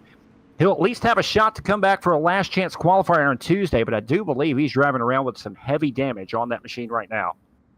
Absolutely, some very heavy damage there for the 45 of Kyle Jarrett, and unfortunately for Scott Fritz there in the 48 ride as well, just nowhere to go as he got into the side of that 45 ride, and a ton of damage and a ton of beat-up race cars there after our second caution flag of this A-Main feature event in server number 1. So, we'll have another shot at it. It'll be 5 or less than 5 laps to go when we get ready to go back green here in just a moment. Hayden Cardwell started on the pole, qualified quick time, and has led every lap of this main event uncontested to this point. Mike Augustine now will restart in position number 2. That's the flying carrot of Logan Rumsey. In position number 3, Evan C. Dylan Yeager now your top 5. Cody Gagliano back there at 6 from 11th. Tyler Bowie 8th. Scott Fritz is not 9th. He's being scored in 9th. There's a couple of drivers directly in front of him. The 71 car sitting 9th right now. That is Tyler Bowie, Tyler Jackson, Stephen Gaines back there at 11th, and I do believe Seth Castle hanging on to that 12th and final transfer spot at the moment.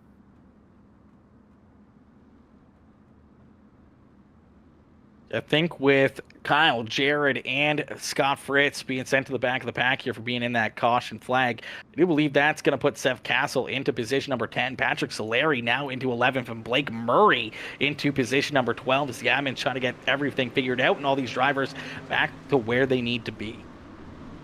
A lot of contact on that restart through the middle of the field. Castle getting turned around, trying to hang on to it back there in the middle of the field. He's going to lose a lot of positions because of that. Things getting wild on the back straightaway through the field for these transfer spots as Kendall Tucker in the 3 machine now finds himself in position number 12, the man on the bubble. And here comes Yoo-Hoo. Colton Herbert was involved in the caution a while ago. Now he's 3 wide, sitting position number 13. Needs one more position to transfer in. And guess what? We have another Plum Wild caution. Yeah, another caution flag coming out here is Colton Herbert making some big moves up there on the high side of the racetrack, giving him a shot at working himself back into this A-main feature event. But, and unfortunately here we're going to see another little bit of contact and a few drivers getting turned around. I do believe Howard Weaver, one of those drivers, getting collected here in this one. That's what happens. You know, you get late in this race, drivers start getting desperate, and desperate times calling for desperate measures. And Howard Weaver back there still has not passed a single car. It's hard to believe. We've had so many cautions, and Weaver 24th, and he's maintained 24th to this point. Still saving those tires. He's saving them for 2 to go. It's got to be. Yeah, he's going to have to hope for a miracle here in this one, unfortunately for Weaver. But out in front, that 7 ride just looking to try to pick up this checkered flag, just trying to work himself into this $1,000 feature event on Thursday evening. Mike Augustine right there to his outside. Logan Rumsey there in position number 3 with Evan C to his outside. There are going to be 4 dangerous drivers come Thursday evening. Give a shout out to Patrick Solari right now, 23rd inside the top 10. Last scored, sitting 10th right now in the 99 machine. Blake Murray to the inside of row number 5. That's Kendall Tucker, and I do believe the 6 machine of, or the 58 of Tyler Reed, going to be scored in that 12th and final transfer spot at the moment. But Bradley Means and Colton Herbert directly behind him as we're re-racked, restacked one more time. It'll be 3 laps to go. We go back green at a turn number 4.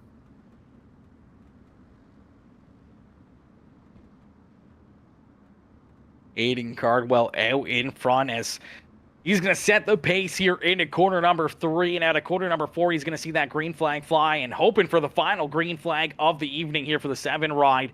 As he's going to head down into corner number 3, the 19 of Mike Augustine, trying to time this restart perfectly here, edging out in front of the 7 ride for a moment there, but the green flag out and about and quickly. Hayden Cardwell onto the loud pedal, trying to run away with this first server A-main feature event. Logan Rumsey dipping down the bottom of the speedway, going to make it 3 wide for second. Evan C in the middle as Rumsey will pull ahead to third. C back to 4th. Now Gagliano into the top 5 around Dylan Yeager as we'll come around. Twin sticks out. 2 more trips around here at server number 1 at Knoxville. Absolutely, the battle's on here for that 12th and final transfer spot into Thursday night show. It's the 6th ride of Colton Herbert taking a look down low here. Tyler Reed with a big run there on the extreme high side is able to hold on to it down the back straightaway, but Lane Phillips, Colton Herbert right there ready to pounce, trying to jump up into that 12th and final transfer spot. Here we go. White flag is out. 1 more trip around. Tyler Reed in the 58 being scored as the 12th place driver, but taps the wall. Herbert will slide in front and take it over. And now Reed will cross him down the hill, down the back straightaway. 12 spots up for grabs. They're 3 wide for the 3rd and final transfer spot at a turn number 4. Here comes the 29 of Lane Phillips. He's going to steal it at a turn number 4. Pick up the 12th and final transfer. Barely getting it as Tyler Reed goes for a wild ride down here in corner number 4 after the checkered flag, as Hayden Cardwell is going to pick up the win here this evening. The 7 ride out in front all evening long, uncontested, as he's going to park it down here in the Knoxville victory lane. Wow, what a race. What a battle right there for the 12th and final transfer. The difference in a last chance qualifier and a shot of racing for 1,000 to win right there. 3 and 4 wide. It doesn't really get much more exciting than that. And that is how they get the job done. Hayden Cardwell dominates the night. Logan Rumsey second. Mike Augustine's had a great drive all night, finishes third. Dylan Yeager, Evan C. rounding out the top five. Cody Gagliano sixth. Tyler Bowie seventh. Kendall Tucker eighth. Blake Murray ninth, and Tyler Jackson rounds out the top 10. Patrick Solari, great drive, 23rd to 11th. And Lane Phillips, 20th to 12th, stealing the final transfer spot on the final lap. What a drive. And those are your 12 locked-in drivers from server number one. And Aaron, we've got one more server to go, and it started like that.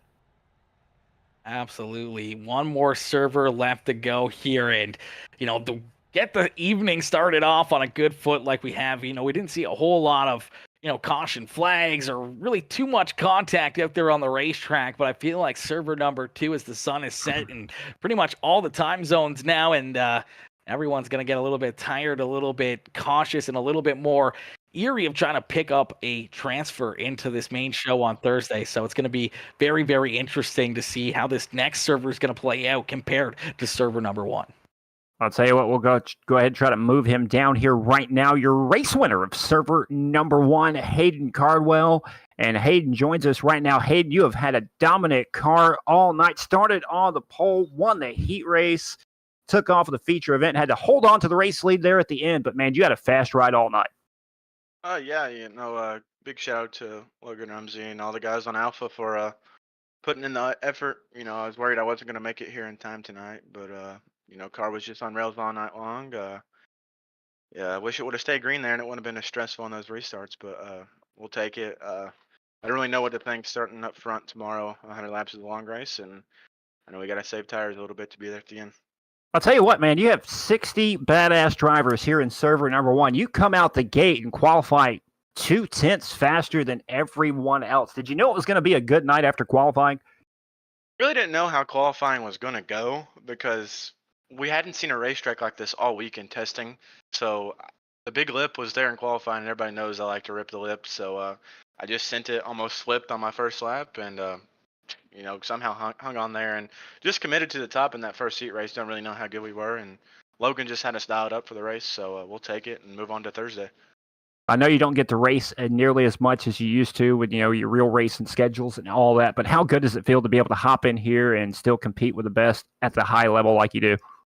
It's been a struggle on the Monday night Pro Series stuff, but like I said, this is pretty cool.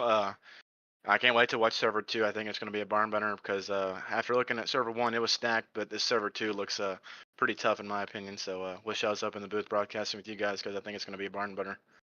All right, Aaron, what you got for our winner, buddy? Man, Hayden, an absolutely dominant evening here for you as you park that 7 right up here in Victory Lane. You've been practicing all week long.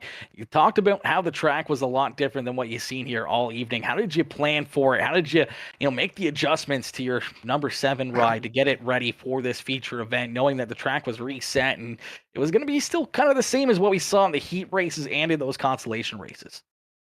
So our setup, we have extremely loose or extremely tight. So it was kind of a big decision there on what we ran. But actually, whenever they reset the racetrack there for the warm-up, the cushion didn't build as much as it did. For some reason on here, whenever you reset the racetrack, the cushion doesn't really build as good as it does like just loading into a practice. So after we ran the warm-up, I had our loose setup in and just didn't feel great on the top. So we put the tight setup in. Kind of was worried about it early on, but it came to us, and we just got to be able to make the right decision come Thursday, and hope we'll be on the podium at least. Absolutely, $1,000 up for grabs in a couple of days as you punch your ticket into the big race here.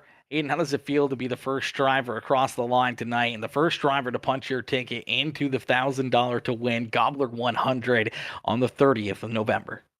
Oh, it's huge for me and my team as well, with Logan running second to me. I don't think we could have a better night going for this whole week. So it's a big stress reliever for us, and I think we're more pumped up that we are locked in and we get to sit back and just relax and kind of enjoy the second race. So yeah, we'll see what happens here. I need to give a big shout out to Jordan Casey for even letting me run this race. I did not make the sign up in time, but he was willing enough to let me take his spot. So big shout out to him, all my guys at Alpha, and just everybody that supports me. Appreciate it. And you guys in the broadcast, Steven, everybody a part of VLR, it means a lot to still come out here and race for some big money in a street stock that doesn't get to show how much racing these things actually provide. So we'll look forward to it and see what happens. Well, Hayden, congratulations on the win, and look forward to seeing you on Thursday night, buddy. Thanks, sir. All right, ladies and gentlemen, Hayden Cardwell, your winner. And we'll go ahead and pull down our second place driver here tonight, Logan Rumsey. Logan, not quite the win, but 5th to 2nd, and you lined yourself up in a good spot for Thursday evening to race for the $1,000. You got to be satisfied with your night. Talk us through it. Yeah, we had a really good night. Me and Hayden going 1-2 there. Just I didn't really test at all for that reset track for the feature, so it kind of threw a big loop at us. We didn't know to set up for the top or the slick or what to do, and we'd eventually just settled for the slick set, and it was real tight at the start, but it came in there at the end. It was just a really hard race. We were all really equal, and all those late restarts are really technical there. Just you don't know what's going to happen in these VLR races. You were able to drive your way through the field late in the race. It looks like you were going to finish around 4th or 5th, but you were able to find the bottom of the speedway and work your way up to the runner-up position. Did you expect the track to wear off the way it did, and did it work to your liking? I mean, I didn't expect it to be that big slider for so long, but I just been testing running through the slick in the bottom all week, so I wasn't really that good at doing that. But at the end of the race, we were really good around the bottom, so we should be really good for the 100-lapper on Thursday. Aaron, what you got for a second-place driver?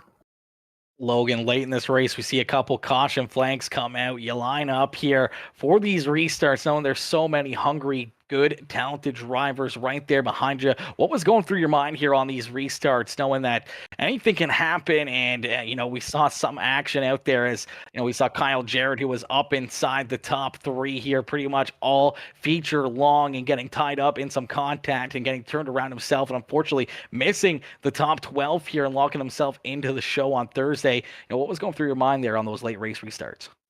I was just getting flashbacks from the Fall Frenzy. I mean, you just don't know what's going to happen on those restarts. It's double file all the time in VLR. So, and the track was really wide. So we were about 4 wide there on some of the restarts. And I was kind of going backwards there for a while because I was just pinned on the bottom. Couldn't really do anything. So kind of got lucked out there by the last yellow to get back in line there in third. Just got a little lucky there. But we have a really good car for Thursday.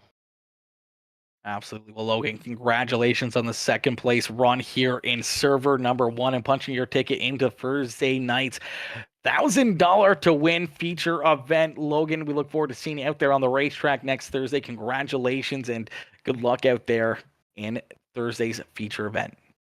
Thanks, man. All right, Logan Rumsey, your second place finisher. We'll thank him for joining us up here in the booth, and we'll move him back up. And we got one more driver, your third place finisher here tonight in server number 1, Mike Augustine. Mike, you started second, wind up with a third place finish, putting yourself in a great starting position on Thursday night to race for the $1,000. Talk us through your night and how it went for you.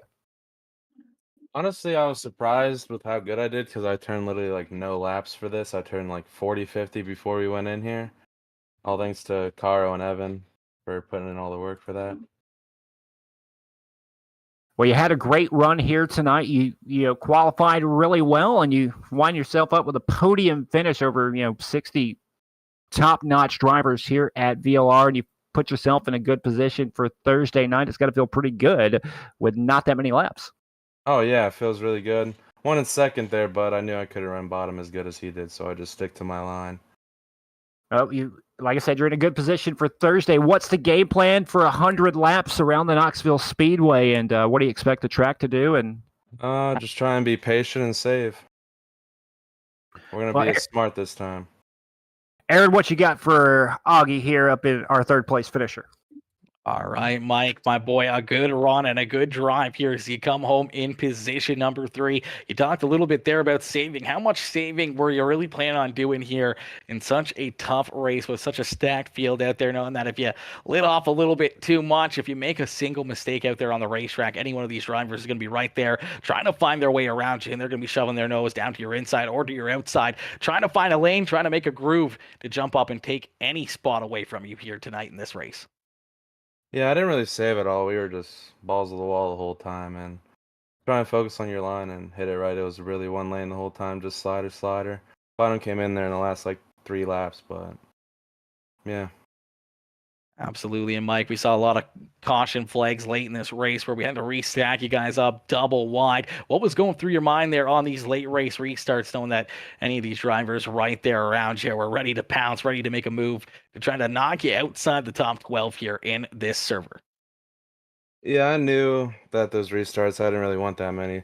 You kind of have to send it in harder then because sometimes people just get into you and spin you out. But we got lucky here and we'll go into Thursday and try and get a win. Absolutely, Mike. Well, congratulations on the third place run here. Who would you like to thank for such a great run and strong performance here in this one? Yeah, I got to give a big shout out to Blake, Evan, and Chris over at Majolisi Speed Shop, CFM Esports, Pack 3 Defense, Tyler Burrow, High C Performance, y'all for the broadcast, and yeah. Beauty. Well, Augie, congratulations on the third place run. A great drive and a great run to be up here in the top 3 and punch your ticket into Thursday night's show. We look forward to seeing you back out there on the racetrack on Thursday night. Thank you. All right, ladies and gentlemen, that'll wrap it up for our interviews and server number 1. Going to give our producer, Brett Wheeler, just a moment to get himself transitioned over to server number 2. And we'll be right back for server number 2. 60 brand new drivers going for 12 more spots on Thursday night in the 16th annual Spartan Transportation Gobbler 100.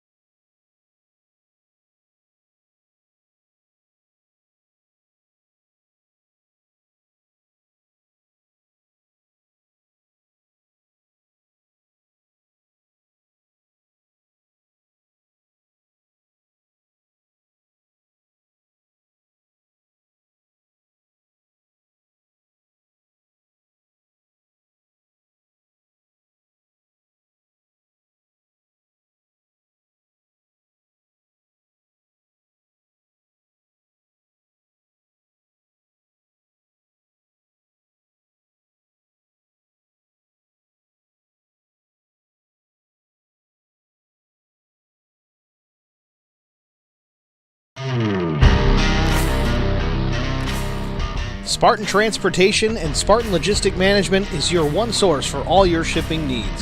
53-foot dry van shipments, auto transport shipments, full-service in-house brokerage, drop lot facilities, just-in-time deliveries to all auto manufacturers, facilities in St. Louis, Missouri, Kansas City, Missouri, and Indianapolis, Indiana.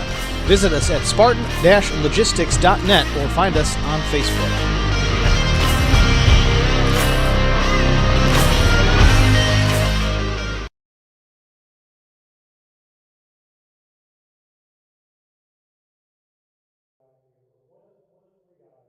All ladies and gentlemen, welcome back. We are live in server number 2. 60 down, 60 to go here in server number 2 to lock in 12 more drivers for Thursday night's 16th annual Spartan Transportation Gobbler 100.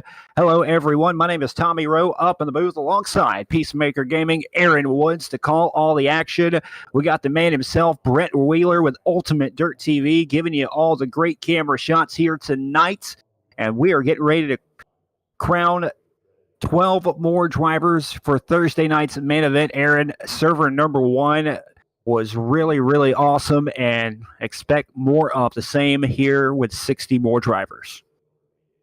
Absolutely. As we look back at server number 1 and see, Hayden just having such a good run out there, as he was able to, a little bit of a reflection of perfection in that 7 ride. We look through this field and we'll figure out if we can see another driver reenact what that 7 car did and put themselves here on the pole position in this second server as qualifying getting underway. I'll tell you what, you heard Hayden Cardwell state that he was looking forward to watching server number 2. He said it seemed a little more stacked than server number 1. I look through the field and I see, probably every one of these drivers in both of these servers could probably beat me. So it's stacked in both servers in my eyes. But how do you think server number 2 compares to server number 1? Because you watch these drivers more than I do. Yeah, definitely some heavy hitters here in this one. You look through the field, you see, Dylan Hauser, who's always at the front of the field here when it comes to these big money races. And, you look at Caden Reynolds, Shane Yates, so many great talented drivers throughout this one that are going to have an opportunity to try to, pick up a checkered flag here this evening and look to go after a checkered flag come Thursday. And you look at Keith Hackney, Cruz Caddell, Connor New, there's so many great talented drivers that we're about to see go door to door, fender to fender for many laps here in this evening. Only 2 minutes to lay down a quick time. Already 1 minute and 20 seconds through our qualifying event. Chase Barbara already on top of the leaderboards, 21.354. Trey Mills, 21.37. Little difference in timing thus far that we saw in server number 1, where Hayden Cardwell was about 0.2 of a second faster than everybody. Here we have 2 100ths of a second separating 1, 2, and 3. So maybe Cardwell knew what he was talking about with this server being stacked. Absolutely. And you look back and now up into position number 4, Connor New there with the 21.50. He's, a tenth and a bit off of our leader. So a big gap there between our 3rd and 4th place driver here in qualifying. Yeah, the top 3 very close, and then a 10th back on from 4th on back behind those drivers. But qualifying is wrapped up.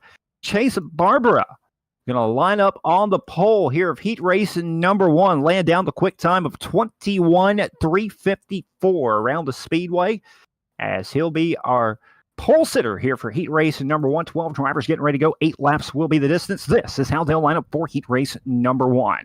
For number 1 on the inside, it'll be Chase Barber to his outside in that 2 machine of former Gobbler 100 winner Dylan Hauser. Bubba Rolling and Keith Hackney will make up the inside-outside row number 2. Brady Thompson, Anthony Thompson. I'm not sure if there's any relation there. Going to make up row number 3. Cody Heathcock, Shane Yates in row number 4. Cody McCoy, Christopher Hill in row number 5. Then Jeremy Atkins and James Stockton in row number 6. So 12 drivers, 8 laps the distance, top 4. Transferred to the main event. The rest of these drivers will have to run the alphabet soup. Who are you looking forward to watching the most here in heat race number 1? It's going to be a tough one, but I mean, you look back through the field, you see Shane Yates back there in the 8th starting position. He's going to be a man on the move, trying to work himself up through the field here in a quick hurry. But anytime you get these House of Speed guys up at the front of the field, they are tough to beat. Chase Barbara is going to have his hands full with Keith Hackney and Dylan Hauser right there on his outside, trying to work themselves away around that 23 machine. Going to get very, very interesting. 8 laps to distance. It'll go by very, very quickly. And here in the heat races, just like they did in server number 1, it'll be Barbara and Hauser in row number 1. Green flag is out. Heat race number 1, server number 2 is underway. Barbara going to lead them down the front straight away. Great start there for Chase as he's able to lead him down into corner number 1. But here comes Dylan Hauser already looking down below the 23 ride for a big run there off corner number 2 as Keith Hackney following him right on through into that 3rd spot as Bubba Rowland going to roll back into position number 4 here as he's in that 4th and final transfer spot. He's got the 31 of Anthony Thompson right there on his back bumper. You know, Rawling will hang on to 4th right now a little comfortably, put some distance, and now here comes a race for the lead. Dylan Hauser going to nip down the inside just as I say that. Caution on Chris the speedway. Hill on his lid here in quarter number 1 and 2. He's going to take it down behind the wall here. But unfortunately, is the Plum Wild caution flag going to come out? Chris Hill going to go upside down here in that Speed Ranch. Cocky Floyd Consulting, number 5H. That's kind of wild. All by himself right there. He kind of gets a little too high on the speedway. And the way these cars sit on the right rear, the car just kind of lifts up on him and upside down he goes. Almost like the shades of what the midgets used to do if you gave them too much gas. Absolutely. I talked about that a little bit in server number 1 as we saw some drivers go to that extreme high side and really send it in there. And it seems to be an issue with these dirt street stocks. When you get them in there a little bit too deep, you kick that rear end out a little bit too much, they can really find a lot of pay dirt and unfortunately can roll over in a quick hurry. And Chris Hill finding out the hard way there in this one.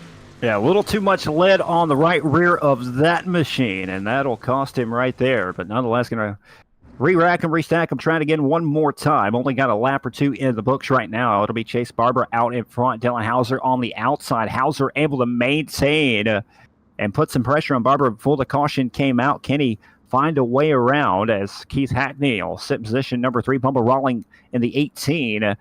In the transfer spot at the moment with Brady Thompson, Anthony Thompson going to line up in row number 3 as we get ready to go back green. It'll be 2 down, 6 to go. Green flag is back out for heat race number 1.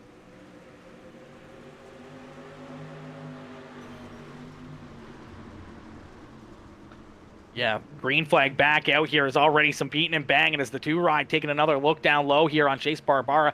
Barbara trying to hold off Dylan Hauser and Keith Hackney as Bubba Rowland trying to hang on to position number 4 here. Once again, the 27 ride of Brady Thompson and Anthony Thompson right there on his back bumper, trying to find a way underneath that 18 machine as Chase able to hold off Dylan Hauser, but Hauser with a big run to the outside here. He's going to jump up and look to take this lead away down at a quarter number 2. They're going to go door to door down into quarter number 3. Barber in second, going to slide up in front of Hauser. Hauser down the hill, side by side at the line, halfway home. Here comes Keith Hackney to the bottom of the speedway, having a 3-car tango for the runner-up spot. What a difference a server makes is. What a race we're having here in heat racing number 1. Yeah, heat race number 1, absolutely wild. And you take a look right there behind our top 3 and door to door there, beating fenders. Is the 27 rider Brady Thompson trying to jump up into that 4th and final transfer spot. Bubba Rowland trying to hold on in that 4th position as everyone bouncing around. This racetrack seems pretty rough out there on the racetrack right now as everyone's bouncing around up in the air and having a hard time out there on that high groove. Yeah, race is going on. Look out, the 18 of Rawling does the same thing that Christopher Hill did, kind of all by himself in the transfer, and the car just lifts up into the wall. So in the good spot to the very bad spot for Bubba Rawling. This racetrack's really racy right now, but the problem is it'll pick you up and take you some places.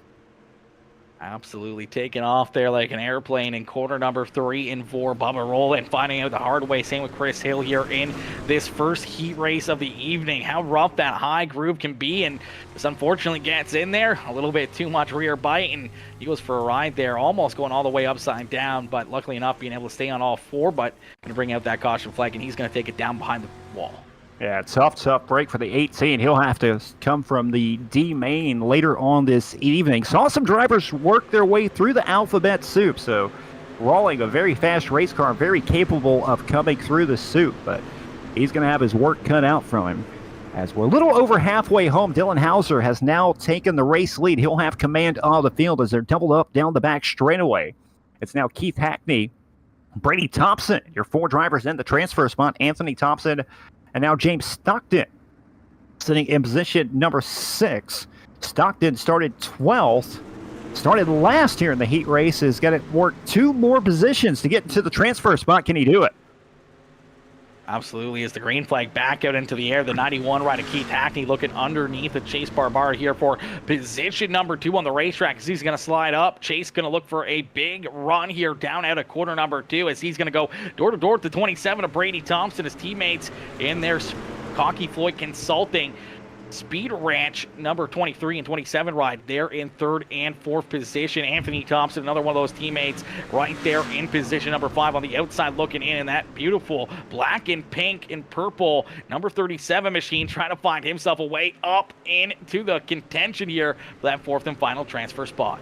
At a turn number 4, white flag was out. Dylan Hauser going to come around to pick up the win. Keith Hackney to 2nd, race for 3rd at the line. Barber in 3rd. Then it'll be Brady Thompson picking up the 4th and final transfer spot here at heat race number 1. So very wild and intense start to server number 2.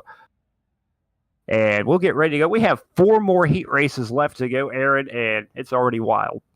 Yeah, it's already getting wild. And any of those drivers that are sitting here and, heat race number 2, heat race number 3, they were watching that one. They saw what was happening there. They're trying to make any adjustments they can to their car to get them prepped and ready here for this next couple heat races, knowing that at any moment in time, if they're up there on that high side groove, that they could be in a very, very bad position as well. Well, here we go. Heat race number 2, 2nd of 5. Get ready to go here in server number 2. 12 more drivers. Tanner Tomasi on the inside of row number 1. To his outside, it's Ryan Hodge, Nathan Smith, and Micah going to make up row number 2. Not even going to try it. Isaac Salas and Dustin Hennigan in row number 3. Matt George, Jason Crow in row number 4. Jeremy Vaughn, Eric Huff.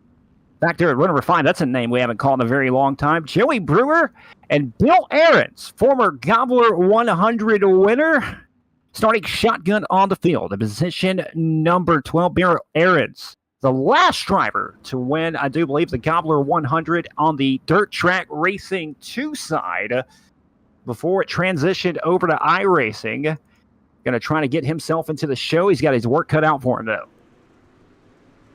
Absolutely, as we see the green flag fly, Tanner Tomasi going to see the green flag and quickly put that pedal to the metal as he jumps up in front of Ryan Hodges. Hodge right there on his back bumper, a little bit of contact down into corner number 1 as they go 3 wide. Some beating and banging, they're still leaning on each other. They're all tied up as they go 4 wide right there for a split second. 4 wide for position number 3 as the 72 of Michael Hindelbro there into position number 2. Micah Hildebaugh going to try to work his way up to 2nd. I'm going to butcher that name all night. Now here comes the 22 of Nathan Smith. This is getting wild. This track is very, very racy. We'll see if it'll eat any of these drivers like it did in heat race number 1. They're high enough to do it, but we'll see what happens. Look out, Micah up into the wall after a little contact, and now he's on the outside looking in, as they're trading positions all over the speedway. Still 3 wide for the lead. Yeah, Tanner Tomasi somehow hanging onto that car, not going around there in corner number 2 and sticking out in front here as the Speed Ranch 09 ride continuing to lead the way, but Nathan Smith and Ryan Hodge right there in 2nd and 3rd. And here comes the kid, Dustin Hennigan, there in position number 4. He's going to dive down to the bottom side of the racetrack. He's going to go for the slide job here over the 19 ride for position number 3. Yeah, Jason Crow right there behind him on the outside looking in. Started 8th, is working his way up to 5th. Needs 1 more position as the 16 of Hennigan going to throw the slider once more on Hodge. Hodge, a little blinky blink right there, throwing it down the hill. He'll maintain 3rd. And here comes Hennigan once again as we have a race for the lead right in front of him.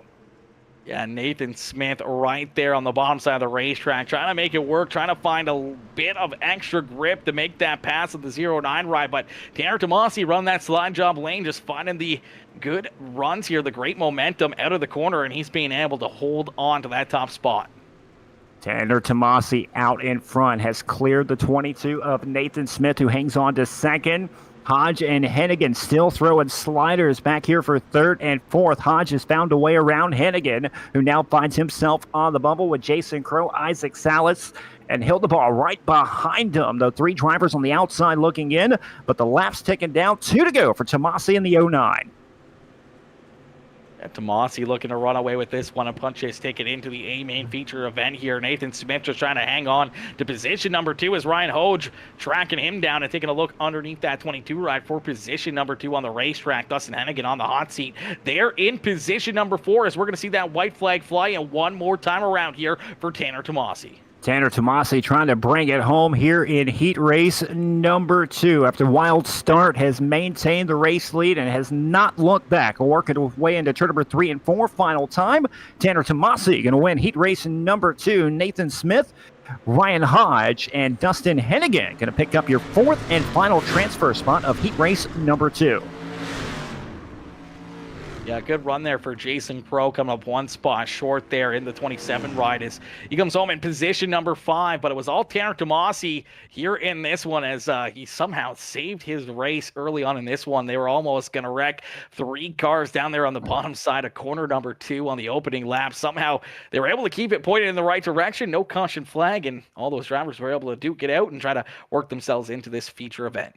Completely different atmosphere, it feels like, in the first 2 heat races than we saw in server number 1, as this track is wild, it is rough, it is racy, it is exciting, and it's also probably very miserable for the drivers out there fighting for position because it's just complete chaos right now. If you like Plum Wild, like the Plum Wild podcast, it's Plum Wild out there on the speedway right now.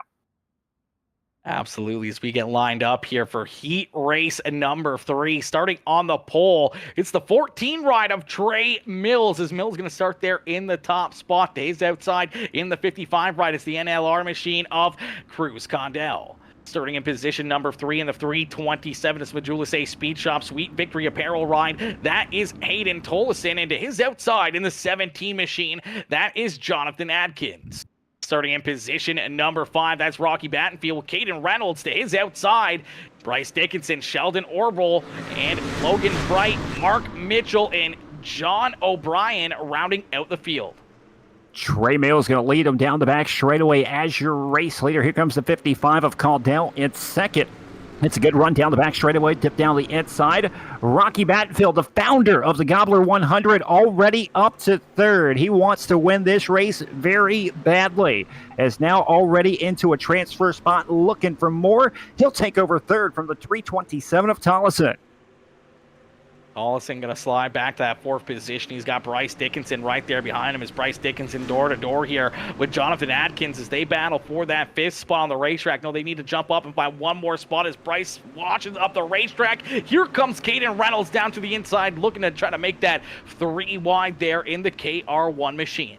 Almost 4 wide for a moment right there as Reynolds goes to the bottom of the speedway with the 84 of Dickinson through the middle. Tolleson hanging on, though, still on the outside of the speedway. And now he'll tap the wall, and here comes the one of Reynolds with a slider up the hill, and around goes the 84 of Dickinson after contact with the 327. Yeah, every one of these drivers out there giving everything they can. They're not going to back off. They're not going to let off. If something happens and contact's being made, they're not going to worry about it. They're going to try to drive right on through it. And unfortunately for Bryce Dickinson, he's going to get the worst end of that one as he gets into the door of Hayden Tolleson. And he's going to go around there in that House of Speed NLR Papa Mike Promotions number 84 run. Plum Wild Podcast. Caution coming out once again here in heat race number 3. Tolleson to the pits. And looks like his heat race may be done. He'll have to come the long way from the Alphabet Soup in the D main later on this evening. But nonetheless, Trey Mills, young late model driver out of Florida, your race leader right now. Cruz Connell sitting second. Rocky Battenfield, like I said, the founder of the Gobbler 100, started this race back in 2008.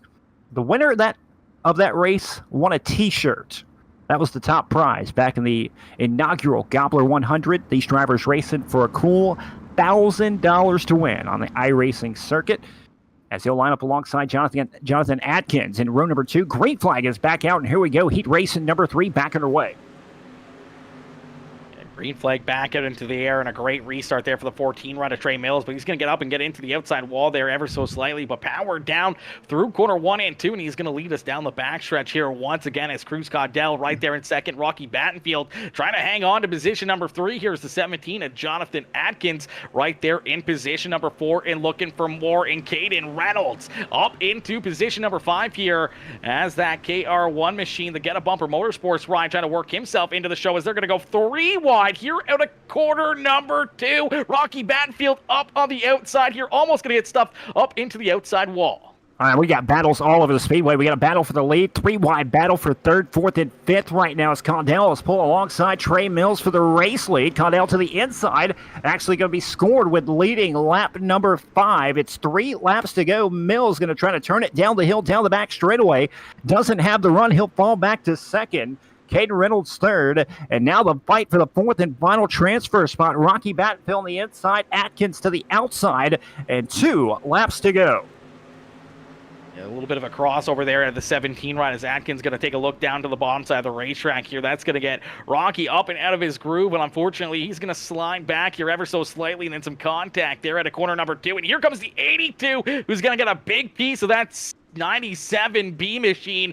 Rocky Battenfield having to hang on here for position number 5 as he's now slid outside of a transfer spot. And here comes Logan Bright and Sheldon Orbital.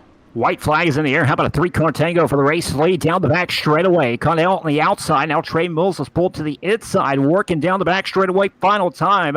Caudell shuts the door into turn number 3 and 4, and he will come out of turn number 3 and 4 and pick up the win here in heat race number 3. Race to the line for 2nd. Caden Reynolds going to steal it at the line. Trey Mills will go from the lead to 3rd, just a couple of laps, and Jonathan Atkins going to pick up your 4th and final transfer spot after a heavy battle throughout the race.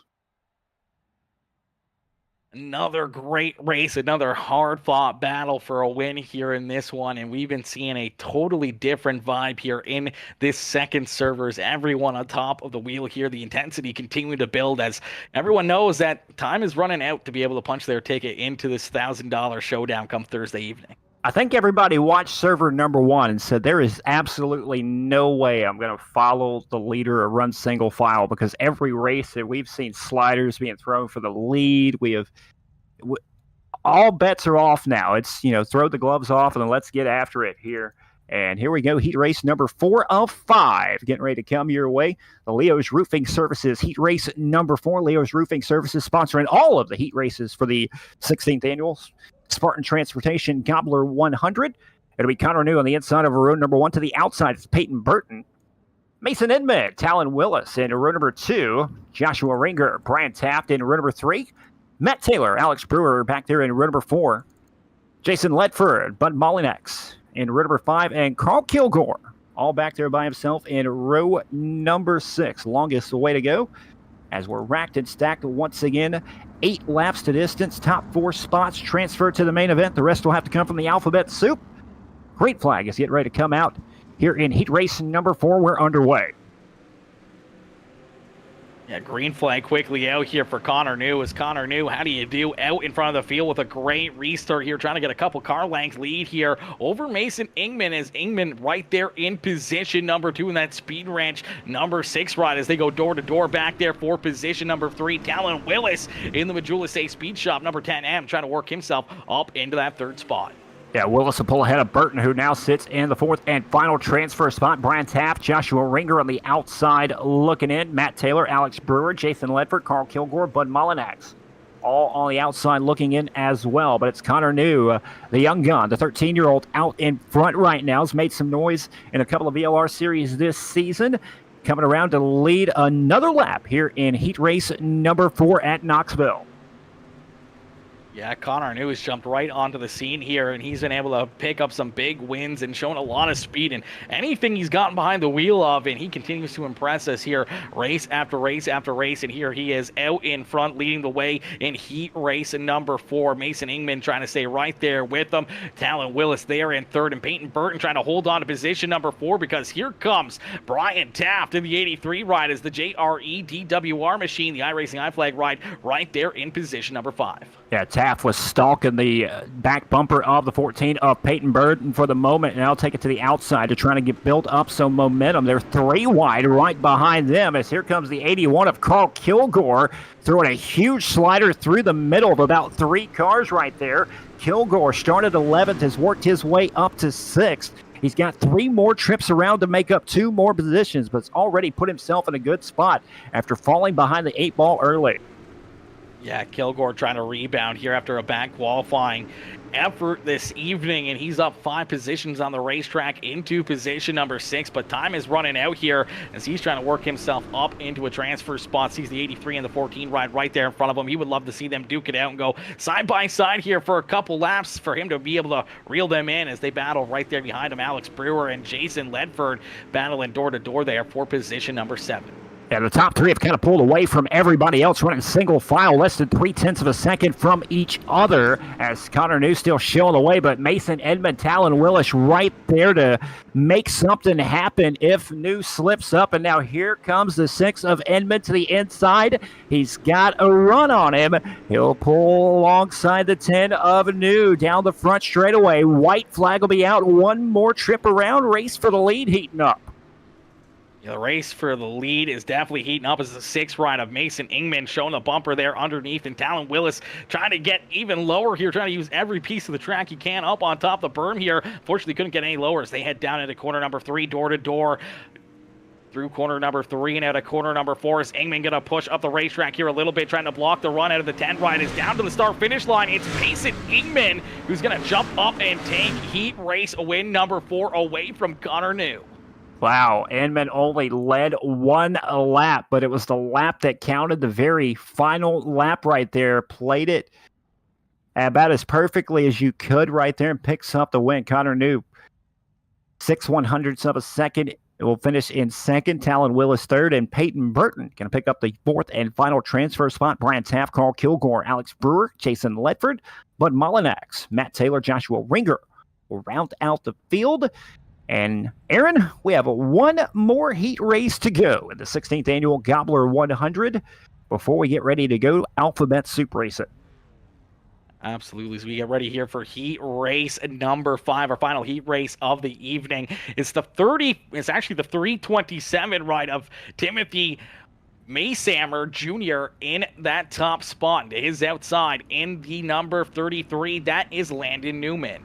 Starting in position number 3 in the 33 ride is Caleb Durgan, as some of these drivers with different numbers than what I'm showing on my screen here, is Caleb Durgan starting there in position number 3 in the 31 ride. To his outside in the 20 machine, that is the Majula Say Speed Shop 20 ride of Colton Zimmer. Then you see CJ Howell, Carson Cherry in the 226 ride, Matt Fletchell in the 26, Curtis Griffin.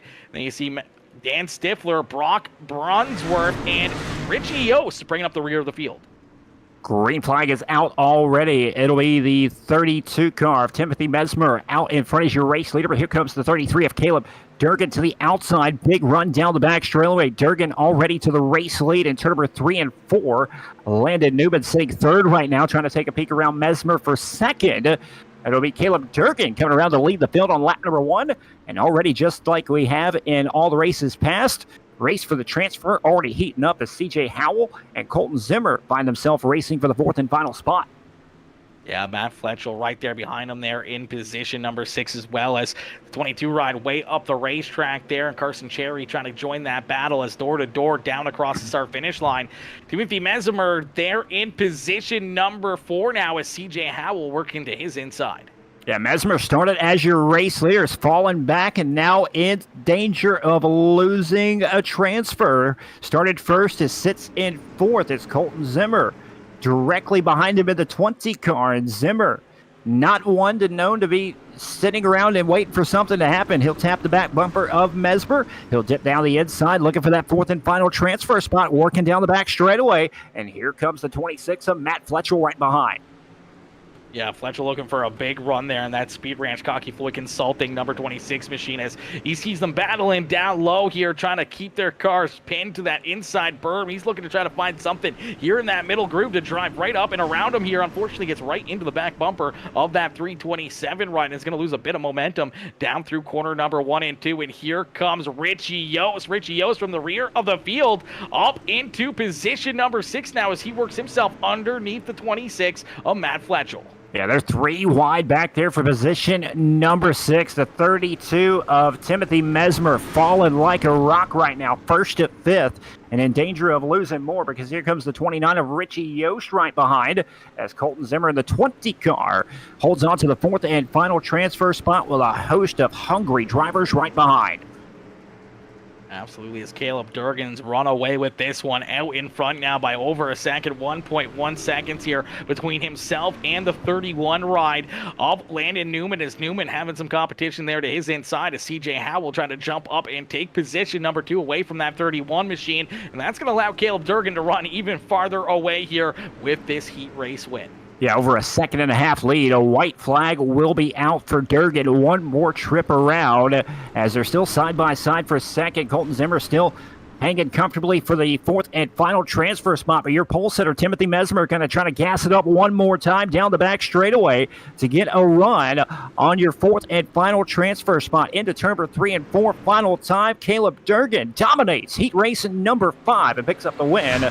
CJ Howell second, Landon Newman third, and Colton Zimmer going to pick up your 4th and final transfer spot here in heat race number 5.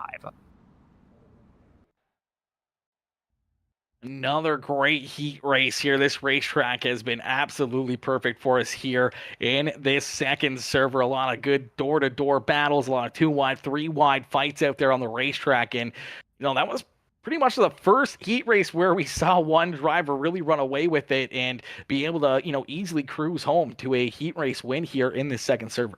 Yeah, the heat races were definitely way different in server number 2 than we saw in server number 1. But nonetheless, all of the heat races have been concluded for the 16th annual Gobbler 100. And now we're getting ready to go Alphabet Soup Racing. 15 drivers getting ready to line up here in the D main, where we'll take the top 4 to the C, and then we'll take 4 from the C to the B, and 4 from the B to the A, where we'll take the top 12 out of this A main coming up here in just a little bit to give us our outside starting field of the 16th annual Gobbler 100 and $1,000 to win. Row number 1 on the inside will be Marco Mitchell to the outside, Bud Mollinex, Curtis Griffin, Cody Heathcock will be inside outside row number 2, Eric Huff, John O'Brien in row number 3. Matt Taylor, Daniel Stifler back there in row number 4. That's Bubba Rawling, Matt George in row number 5. Hayden Tollison, Joshua Ringer in row number 6. Brock Barnworth, Christopher Hill in row number 7. And then Bill Aarons, shotgun on the field in position number 15. Longest way to go. 10 laps to distance. Top 4 transfer. And Aaron, just like we did in server number 1, we got some pretty good names going to have to come a long way through the field. Yeah, definitely a lot of very good names. Drivers that have been around the simulator for a long time. When you look back there, you see Dan Stifler in the 71 ride. And you look back at Bill Aarons, a driver who's won a Gobbler before, way back in the day, before my time here on the simulators. It's going to be interesting to see who's going to be able to work themselves up towards the front of the field or who's going to be able to hang on there at the front. It'll be Marco and Bud in row number 1 as the pace truck get ready to pull in. 10 laps will be the distance. The laps will extend by 2 from the D, C, and B, so it'll be a 12-lap C, 14-lap B main. But nonetheless, Marco Mitchell will have command of the field as the pace truck pulls in. Green flag should be coming out, and the D main is underway, and look out! They're stacking up right behind him already. Backing up already here, a very slow pace down through corner number 4, waiting for that green flag. And the leader gets to the side. Unfortunately, came very, very late down the front straightaway before he got onto the loud pedal, and that really bunched them up back there behind him. And fortunately, Dan Stifler going to go around there in the DWR iRacing iFlag machine. And Brock Bronsworth also getting tied up in that one as well, going around, and some pretty heavy damage there on the 40 ride. Yeah, you can't go before the leaders. He has the opportunity to fire first. Marco bided his time right there, and drivers kind of costing themselves already here in the D main. Can't make too many mistakes. You're already behind the 8 ball, and you already make a mistake on the opening start of the D main. Not how you want to end the night for sure. Yeah, definitely not how you want to get this D main underway if you're any of those drivers deeper in the field, getting a lot of damage and getting turned around. You see, Brock Bronsworth and Dan Stifler, just unfortunately some pretty good damage there, and not the way you want things to get underway, but it looks like everyone's going to get their spots back, and we're going to refresh this field and get ready to go back at it.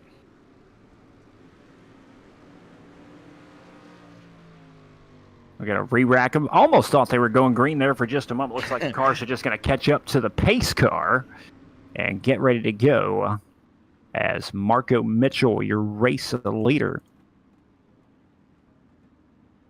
Looking for the pace car on the field. There he is on the back straightaway. They'll catch up to him and get ready to go. Almost getting scared right there, having the pace car not come on the racetrack. We've seen that a couple of times on the iRacing service before, and where it's killed the entire server. And probably be a good thing for some of these drivers, but some of these drivers that have already locked themselves in, that'd be pretty scary. Absolutely. Definitely wouldn't want to be in that position, knowing that the server is going to be reset, and I don't know how the admins would have to try to figure that one out and try to get everything figured out here for this A-Main feature event later on this evening. But nonetheless, going to try this again one more time. It'll be Marco Mitchell, Bud Mollinex, row number 1, Curtis Griffin, Cody Heathcock, in row number 2 now. Eric Huff, former VLR member, John O'Brien in row number 3. Matt Taylor, Daniel Stifler in row number 4. Coming to green, take number 2 of the D main, 10 laps to distance. Coming back to green, and Mitchell, a little better start this time. Absolutely is that Marco.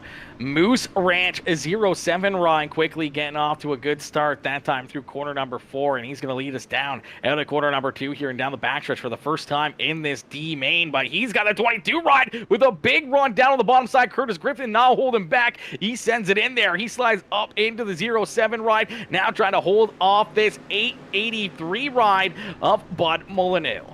Yeah, Curtis Griffin's just not waiting around. Needed to get to the front and has found himself there. Once again, the top 4 will transfer over to the C main. The 4th place position right now being held on to the 17 of Eric Huff on the outside of the speedway. And our second caution going to come out here in the D main. The caution flag going to come back out here. I'm not 100% sure what happened, but possibly Hayden Tolleson getting collected in this one in the 327 ride. Looks like some contact with a 3 of Joshua Ringer. Sends the 327 around right there. And a little bit of damage on the 327. Not sure if he's going to be able to continue or not, but he's at the tail end of the field. Not sure how much it's going to hurt him speed-wise, though. That was a pretty heavy hit right there, unfortunately, for that 327 machine. And fortunately, that may affect his car a little bit too much than he may want to. He's going to stay out there on the racetrack and try to keep on running. Anything can happen, but unfortunately, that big of a hit may put an end to his evening here early on in this D main. Tell you what, these cautions have definitely got to be frustrating for the drivers in the back who have to work their way through the field. They need green flag laps. They don't need caution laps. They need green flag laps to try to make something happen. And these cautions got to be definitely frustrating as Joshua Ringer. This night has come to an end by the admins, but nonetheless, Curtis Griffin, Bud Mollinex, now row number 1, will lead the field to the green probably next time by. Looks like we're going to pace around one more time.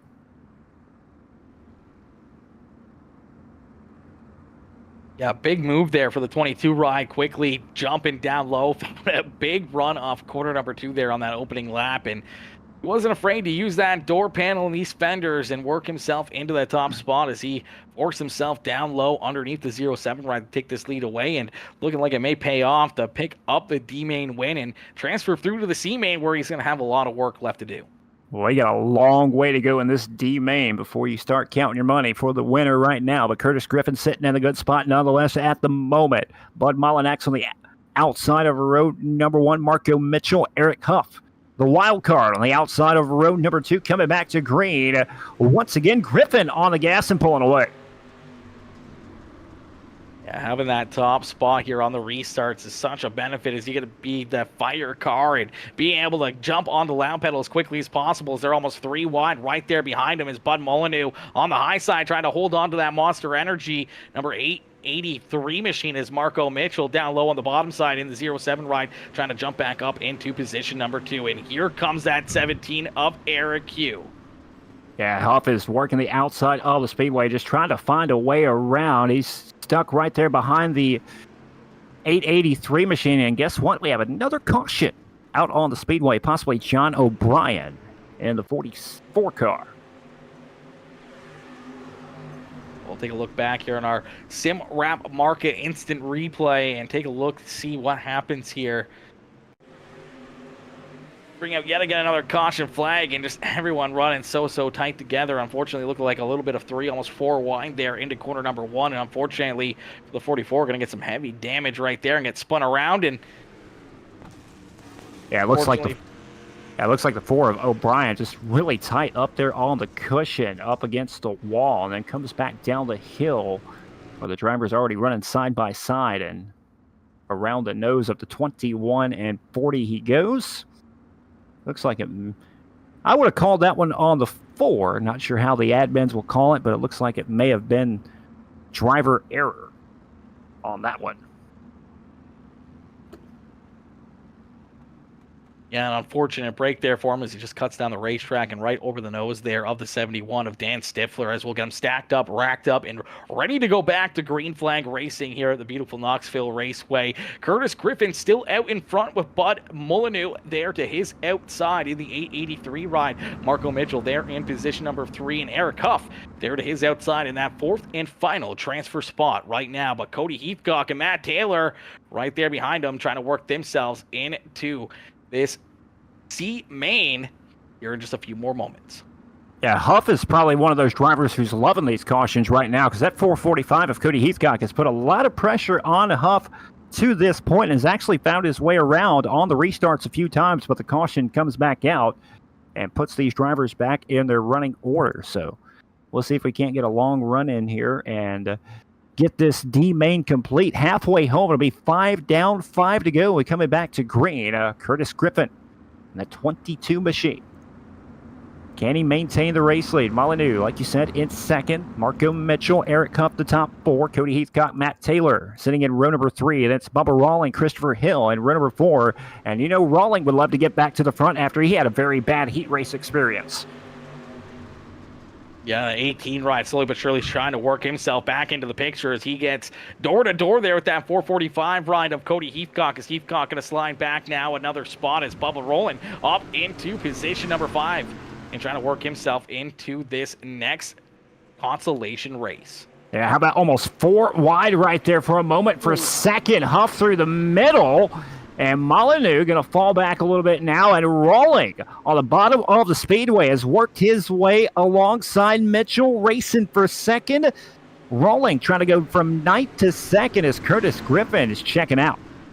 Yeah, Curtis Griffin is loving this right now, having all these drivers duke it out for position number 2 there behind him as he's running away with this one. But it is the 07 ride of Mark Mitchell trying to keep that 07 in position number 2, but a hard-charging Bubba Rawling trying to work himself up into that second spot. Going to get a big run there out of corner number 2 as he's going to look to try to jump up and clear this 07 ride as Cody Heathcock right there in position number 4 and looking for more as that's going to push the 17 ride on the outside of a transfer spot looking in, but he's going to try to stay door-to-door with that 445. Yeah, 2 more trips around the Knoxville Raceway here in the D main. Huff going to try to gas it up one more time on the outside of the speedway. Gets a big run down the back straightaway alongside the 445 of Heathcock. Taps the 07 of Mitchell on the back bumper. He'll stick to the outside of the speedway to get a big run this time. White flag is out. 4th and final transfer up for grabs. Give it to Eric Huff at the moment. Yeah, Eric Huff edging out in front over Cody Heathcock as the white flag has been displayed. Curtis Griffin with a big lead here. Bubba Rowland sitting comfortably there in second. Mark Mitchell still within striking distance there in third as door-to-door down into corner number 3. Eric Huff up on the high side looking for a big run here as Cody Heathcock trying to wash up and block it. He can't get there as Eric Huff is going to jump up into that 4th and final transfer spot into the C main. But it's Curtis Griffin out in front picking up the checkered flag here in this D main feature event. He's going to punch his ticket into the next round of this one. Good to see Eric Huff right there have a great run. Huff, one of the members of VLR when we switched over to iRacing, came back on the VLR circuit and helped us build some great series here at VLR early on in the Dirt Series days. Now finds himself in a transfer spot in the C main. He's still got a long way to go here tonight, but good to see him get some TV time and have a great run here tonight in the D main. But nonetheless, 15 more drivers in the C main getting ready to duke it out. Aaron, where are they lining up at? All righty, starting on the front row here in the 72 ride. I'm probably going to murder this. It's Misha Hindelbro in the 72 ride, starting on that pole position to his outside in the 82. That is Logan Bright. Starting in position number 3 in the Next Level Racing Warrior Wraps House of Speed number 1 ride. That is Alex Brewer, and to his outside in the 29 ride, that is Richie Yost. Starting in position number 5 in the 13, that is Cody McCoy, and to his outside in the 44 ride, it's the Quill Racing Machine of Joey Brewer. Starting in position number 7 in the 84, it's the Papa Mike Promotions NLR Machine of Bryce Dickinson, and to his outside in the 128, that is Jason Ledford. Starting in position number 9 in the 226, that is Carson Cherry, and to his outside in the number 57, that is Jeremy Akins. Starting in position number 11 in the 8 ride, that is Jeremy Vaughn, and to his outside you see our the main winner, the 22 of Curtis Griffin.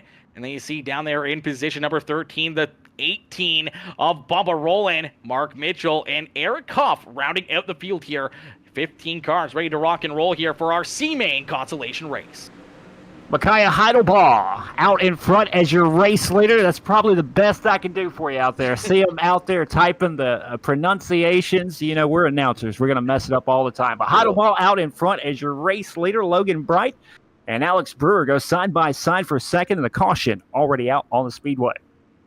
Yeah, a quick caution flag here in this one. Is a little bit of a caution fest here through these consolation races. We talked about all the beating and banging in the heat races. It's kind of boiled over to these consolation races, and even more so as everyone knows that this is their last opportunities to try to work themselves into the next round and try to work themselves into this A main feature event. Well, caution coming out very, very quickly here in C main. Heidelbaugh out in front as the race leader. Hey, they said, there you go. That was spot on. Heidelbaugh. All right. We're doing something. Heidelbaugh. We're doing something right there. So, nowhere close for me on that one. I'm gonna screw up 95% of these guys' names. It's guaranteed out there. Apologize. No, nothing on purpose. It just is what it is. I mean, you got 120 drivers that you have. Most of them have absolutely no idea who they are. It's gonna happen. Bit of a guessing game. Sometimes it's a bit of a guessing game until you get to know them or get to hear someone say their name and actually know the correct pronunciation. It's so hard to just what you can read to what you speak is totally different. Yeah. It could be spelled Smith, and you would think it's Smith, and they'll be like, no, that's not it. So it is what it is. Nonetheless, Heidelbaugh going to lead him back to the green. Logan Bright on the outside. Green flag is back out here in the C main. And Heidelbaugh with a great jump once again. Here comes that one car of Alex Brewer to the inside, looking for second over Logan Bright, and the 29 of Richie Yost sitting in a good spot at the moment. With Bryce Dickinson, Cody McCoy on the outside looking at it. Yeah, Bryce Dickinson there on the outside rolling through the middle. He's going to give up that 5th position here is the 13 rider, Cody McCoy. The power move down the bottom side here is going to get a good shove from the 128 up into position number 5. Bryce Dickinson going to try to work that outside groove in here as everyone trying to figure out a way to get around this racetrack, because it's starting to work more to a bottom dominant racetrack here once again, as this racetrack starting to finally get worked in and starting to smooth out here a little bit from what we saw earlier in the evening. Yeah, Heidelball still out in front. Now we have a side-by-side battle for position number 2. Richie Yost looking down the inside of Alex Brewer for the moment. He'll have the inside line advantage to work down the back straightaway. We'll see if Yost can pull alongside Brewer in the 1 car, but he has a full head of steam down the back straightaway.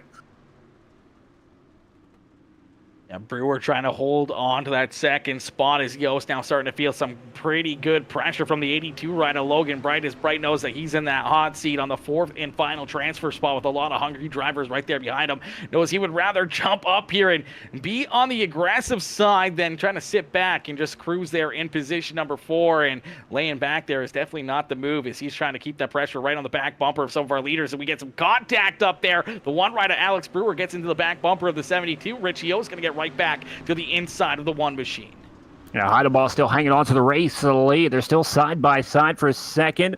Logan Bright in the 82 car. Now being pressured by the 13 of Cody McCoy, is right there all over the back bumper looking for a way around. And here comes that 128 of Jason Ledford, as it looks like McCoy slipped up a little there. Yeah, McCoy slipped up a little bit. Looks like he got down into that inside berm. And one driver that's on the move towards the front of the field here from our D main, trying to work the alphabet soup. It's the 18 ride here of Bubba Rowland. Is Bubba Rowland going to go 4 wide here out of corner number 4 there for a split second? Bryce Dickinson with a big run there on the outside. Going to jump up into position number 6, but Bubba Rowland up 6 spots on the racetrack into that 7th position. But time's running out here slowly but surely for the 18 machine to try to work himself through the alphabet soup and into the B main. 5 more trips around, the most single file racing we've seen so far here in server number 2, as Heidelball is trying to run away and hide with it here in heat race, or the C main, I should say. Richie Yost sitting second, Alex Brewer, Logan Bright still sitting in a good spot. Bright just about a second ahead of Jason Ledford, who's sitting in position number 5, who has the 84 Bryce Dickinson right all over the back bumper, trying to find a way around to make a challenge for the transfer, but they are well behind 4th right now. Yeah, unfortunately starting to slide farther and farther back, and if they start battling door to door here, and they're going to lose a little bit more time, and unfortunately laps are closing down in a quick hurry. These drivers on the outside of the top 4 looking in may need a caution flag here to help them into the next round of this evening's race, but it's the last thing any one of these drivers up inside the top 4 would like to see. Race for the lead, heating up. Here comes Richie Yost to the inside of Heidelball for the race lead, side by side at the line. Yost a little aggressive right there. He'll take the race lead with 2 to go, and now here comes Brewer. He'll put the door to Heidelball out of turn number 2, and he'll bring the 82 of Bright with him. So Heidelball will go from 1st to 4th now, as the white flag will be out. 1 more trip around for Richie Yost, and here comes the 128 of Jason Ledford. He's not done yet. Yeah, Ledford and Dickinson not out of this, and with the contact being made, I'm sure that the 72 ride is not very happy with the way he's been run here, but with 1 lap left to go, he's sitting comfortably in that 4th and final transfer spot. A few car lengths between him in that 5th place car. He wants to just get back across the start-finish line and in to one of these transfer positions. Well, Richie Yost going to come out of turn number 4. He'll use the power move to advance out of the C main. Alex Brewer 2nd, Logan Bright 3rd. And Heidelball take home the 4th and final transfer after leading the first 10 laps. A great race there. We saw a couple caution flags, a good amount of side-by-side battling there at the beginning of that C main, but definitely became a little bit more of a single-file race there towards the end of that one as this racetrack really getting worked in. We got 1 more consolation race left to go, and then we're going to rework this racetrack and see if we can, maybe get it back to where it was here before these, all these drivers putting down some great laps and this track really getting worked in. And if we see this racetrack go back to the way it was in heat race number 1, heat race number 2, it's going to be a very treacherous 30-lap feature event. Yeah, it's definitely going to make it interesting for sure. But nonetheless, B-Main out there on the speedway, 14 laps to distance, 4 spots up for grabs. And the final qualifier for the 16th annual Gobbler 100. Number 1 on the inside will see Anthony Thompson. To the outside will be Jason Crow. Rocky Battenfield, Brian Taft in the inside-outside row number 2. Row number 3, you'll see Timothy Mesmer, James Stockton, Isaac Salas, Sheldon Oberle. Back there in row number 4, Carl Kilgore, Matt Fletchell in row number 5, Shane Yates, Richie Yost in row number 6, Alex Brewer, Logan Bright in row number 7, and Micaiah Heidelbaugh back there all by himself in row number 8. So 15 drivers, 14 laps to distance, 4 spots up for grabs, and the field only gets faster from here. Yeah, absolutely. Any of those top 4 drivers that we saw work themselves into this race here through the CB consolation, they're going to have their work cut out for them. We look back at Richie Yost starting back there in that 12th position.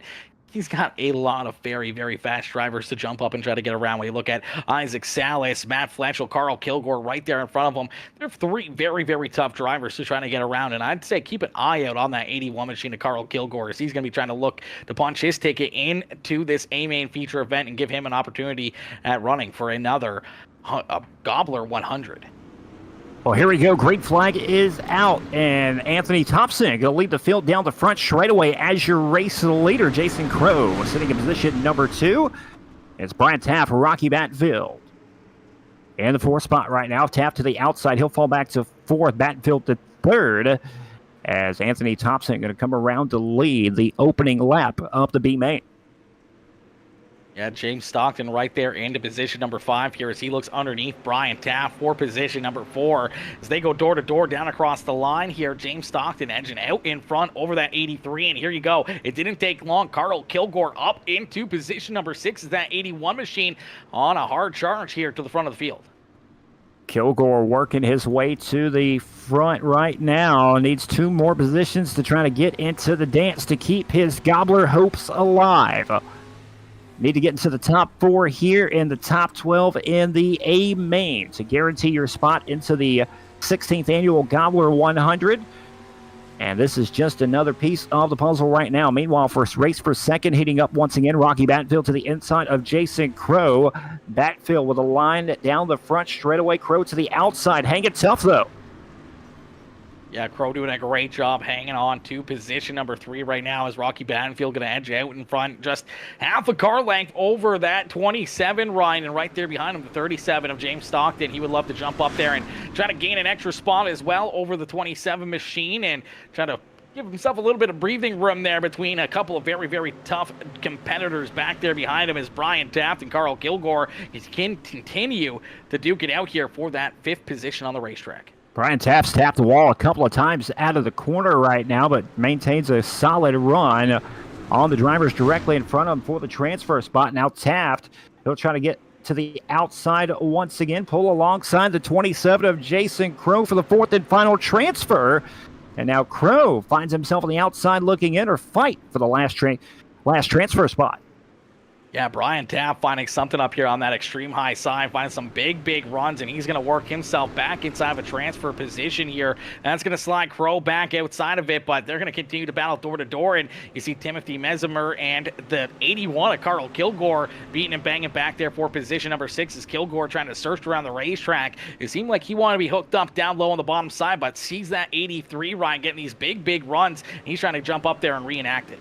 Yeah, 83 was the second fastest driver on the speedway, the second to last time by, but nonetheless, Anthony Thompson out in front on a Sunday drive, a second lead over Rocky Battenfield, who hangs on to 2nd. James Stockton 3rd, still Jason Crow hanging on to 4th. Brian Taft, Carl Kilgore still on the outside looking in. Has not made up much ground just yet, but still coming around to be 6 laps to go, still plenty of time. Yeah, lots of time still for these drivers to make some moves and try to work themselves up to the front of the field. And we've seen some crazy things happen here already this evening. And all it takes is one bad corner, one mistake at any of these drivers in the field to bring a caution flag or to bring any of these drivers right to your back bumper. And, could cost you a transfer spot if you make that mistake. And right now, Jason Crow knows that he's on the hot seat in that 4th and final transfer spot. Has to try to stay picture perfect down on the bottom side of the racetrack and hold those 2 hard-charging cars back there behind him.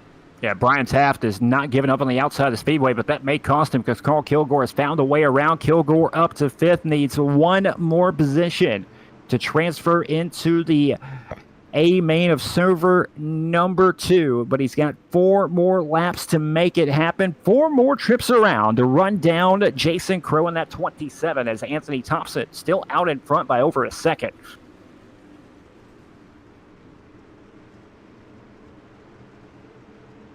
Kilgore back there in position number 5, trying to reel in that number 27 as Jason Crow just hoping to see no caution flags, clean and green right down to the very end as these laps continue to click down in a quick hurry here, and only 3 more laps left to go in this one as Anthony Thompson out in front continuing to show the way. Rocky Battenfield starting to get a little bit of pressure here to his back bumper as James Stockton has reeled him in, and Jason Crow not too far behind them in that battle for that second position. Kilgore is right there now on the back bumper of Jason Crow in the 27. Twin sticks are out. 2 more trips around Kilgore. Will he use the front bumper to find a way around? $1,000, still a shot. White flag will be out next time by. Can Carl Kilgore find a way around the 27 of Jason Crow, or can Crow hang on to it? White flag is out. It'll be a nerve-wracking lap here for Jason Crow, knowing that one of the best in the business in the dirt street stocks right there on your back bumper as Kilgore going to get right into him here, making some contact and use that chrome bumper here to work underneath the 27 right as they go door-to-door down into quarter number 3 here on our final lap of our B main consolation race. The 27 ride gets a little tight, washes up the racetrack. That's going to open up the door here for Carl Kilgore as he's going to jump up into that 4th and final transfer spot of this one as Rocky Battenfield is going to pick up the win. As I'm not sure what happened to Anthony Thompson there, sideways on the racetrack, backwards across the start-finish line in position number 2. How about the run right there for Carl Kilgore? Classic street stock bump and go for the win. Did it as cleanly as you possibly could, but Kilgore finds his way into the dance to keep his night alive and will now start in position 24 with a shot still for $1,000 if he can find his way to the top 12 of this main event. A heartbreaker there for Jason Crow, coming up so close to transferring through into this A-main feature event. A heartbreaker there. Have the contact, but, as all these dirt track drivers know, you're going to get that bumper, and he trying to plan for it, trying to hold them down there. Unfortunately, Kilgore, he's been in that situation many of times before. He knew what he was doing, and he knew how to get it done, and he made a countdown there and was able to jump up into that final transfer spot into this A-main feature event. Well, ladies and gentlemen, we're going to have a quick rework of the track, as I do believe the track has been reset one more time. And so the drivers are going to have a quick rework of the track. So we'll take a quick break and come back with our 30-lap main event of server number 2, the Spartan Transportation 16th Annual Gobbler 100.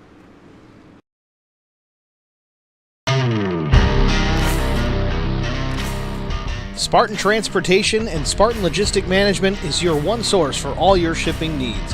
53-foot dry van shipments, auto transport shipments, full-service in-house brokerage, drop lot facilities, just-in-time deliveries to all auto manufacturers, facilities in St. Louis, Missouri, Kansas City, Missouri, and Indianapolis, Indiana.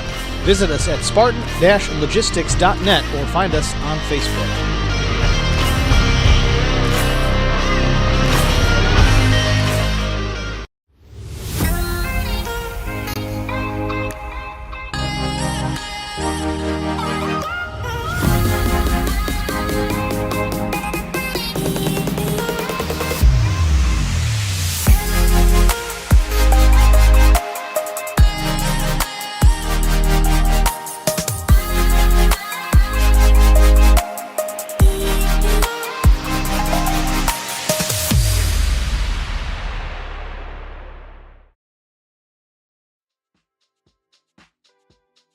In this iRacing how-to, we will cover optimizing your PC and monitor settings in order to optimize iRacing's performance. Start by installing Windows operating system updates, including optional updates for your hardware. You will also need to perform a clean install of the latest GPU drivers available. Your graphics card provider should be contacted directly if you have any further questions or issues with their products. iRacing is not affiliated with any of the following websites. Depending on which graphics card you have, you'll have to visit either NVIDIA or AMD's support site. For NVIDIA graphics cards, go to the Drivers tab and select the card that you are using from the drop-down list. Click Next and Download to install the drivers. You can also download GPU drivers from NVIDIA's GeForce Experience software. To do so, open GeForce Experience and click the Drivers tab. GeForce Experience automatically detects what graphics card you have installed. Click Download to install the drivers. Next, navigate to your Windows settings and then System, Display, and Advanced Display. Confirm that your desired monitor or monitors is listed. If you are running more than one monitor in Sim, confirm that each monitor's refresh rate and dimensions are the same. Vertical Sync or VSync forces the frame rate to lock your monitor's refresh rate. By disabling this option, you will notice increased frame rates in Sim beyond your monitor's refresh rate. To do this, right-click on your desktop to open your NVIDIA control panel. Then, click on the Manage 3D Settings tab. Under the Global Settings tab, scroll down to Vertical Sync, turn it off, and click Apply. You can also turn off Vertical Sync by choosing iRacing Motorsport Simulator.exe in the Program Settings tab. Some additional issues have been reported when NVIDIA PhysX processor is set to auto-select. This is most common on laptops. To manually set the PhysX processor, go to the Configure Surround PhysX tab in your NVIDIA control panel and select your graphics card from the drop-down list. For AMD graphics cards, go to the Drivers section under the Radeon Graphics tab. Here, select the card you are using from the drop-down lists. Then, pick the version of Windows you are running and download the AMD software package by clicking Download. You can also download GPU drivers from AMD's Auto Detect and Install software, which you can find linked at this site.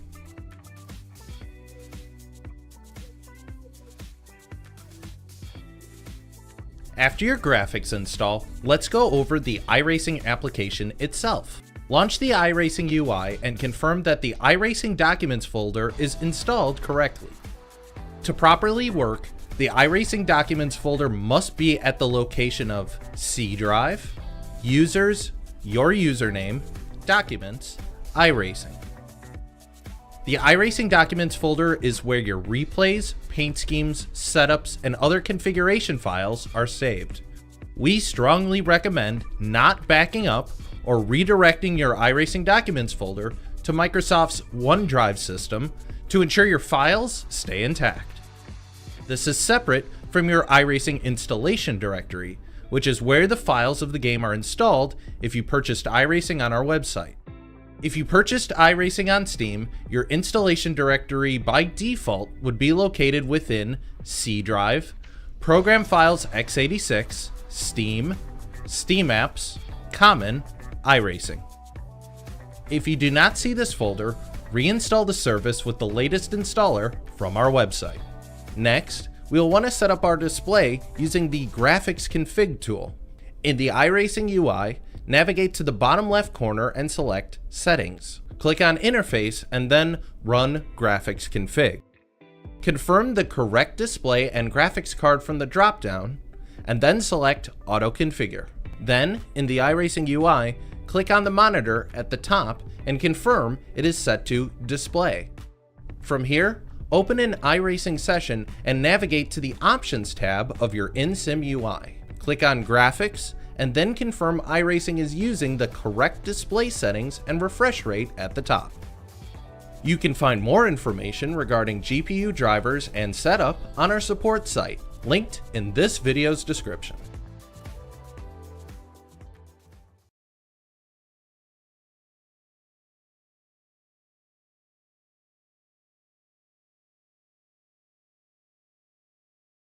iRacing is a sim racing game that combines a true-to-life racing experience with an online community of virtual racing enthusiasts all around the globe. iRacing offers a multitude of officially licensed cars and tracks, laser scanned with millimeter accuracy. The car models and mechanical systems are based on real-world physics, engineered in cooperation with manufacturers and racing teams. Our skill license system ranges from rookie to pro, ensuring members are always pitted against those with similar skill sets. Members are able to sign up for a weekly racing series, compete in time trials, host a private race with friends, and participate in racing leagues created and run by the community. With over 200,000 members, iRacing works in partnership with renowned motorsports organizations like NASCAR to deliver virtual races based on the real-life NASCAR Cup Series, as well as many other series on the NASCAR ladder. iRacing also features team racing, providing a Spartan Transportation and Spartan Logistic Management is your one source for all your shipping needs. 53-foot dry van shipments, auto transport shipments, full-service in-house brokerage, drop lot facilities, just-in-time deliveries to all auto manufacturers, facilities in St. Louis, Missouri, Kansas City, Missouri, and Indianapolis, Indiana. Visit us at spartan-logistics.net or find us on Facebook.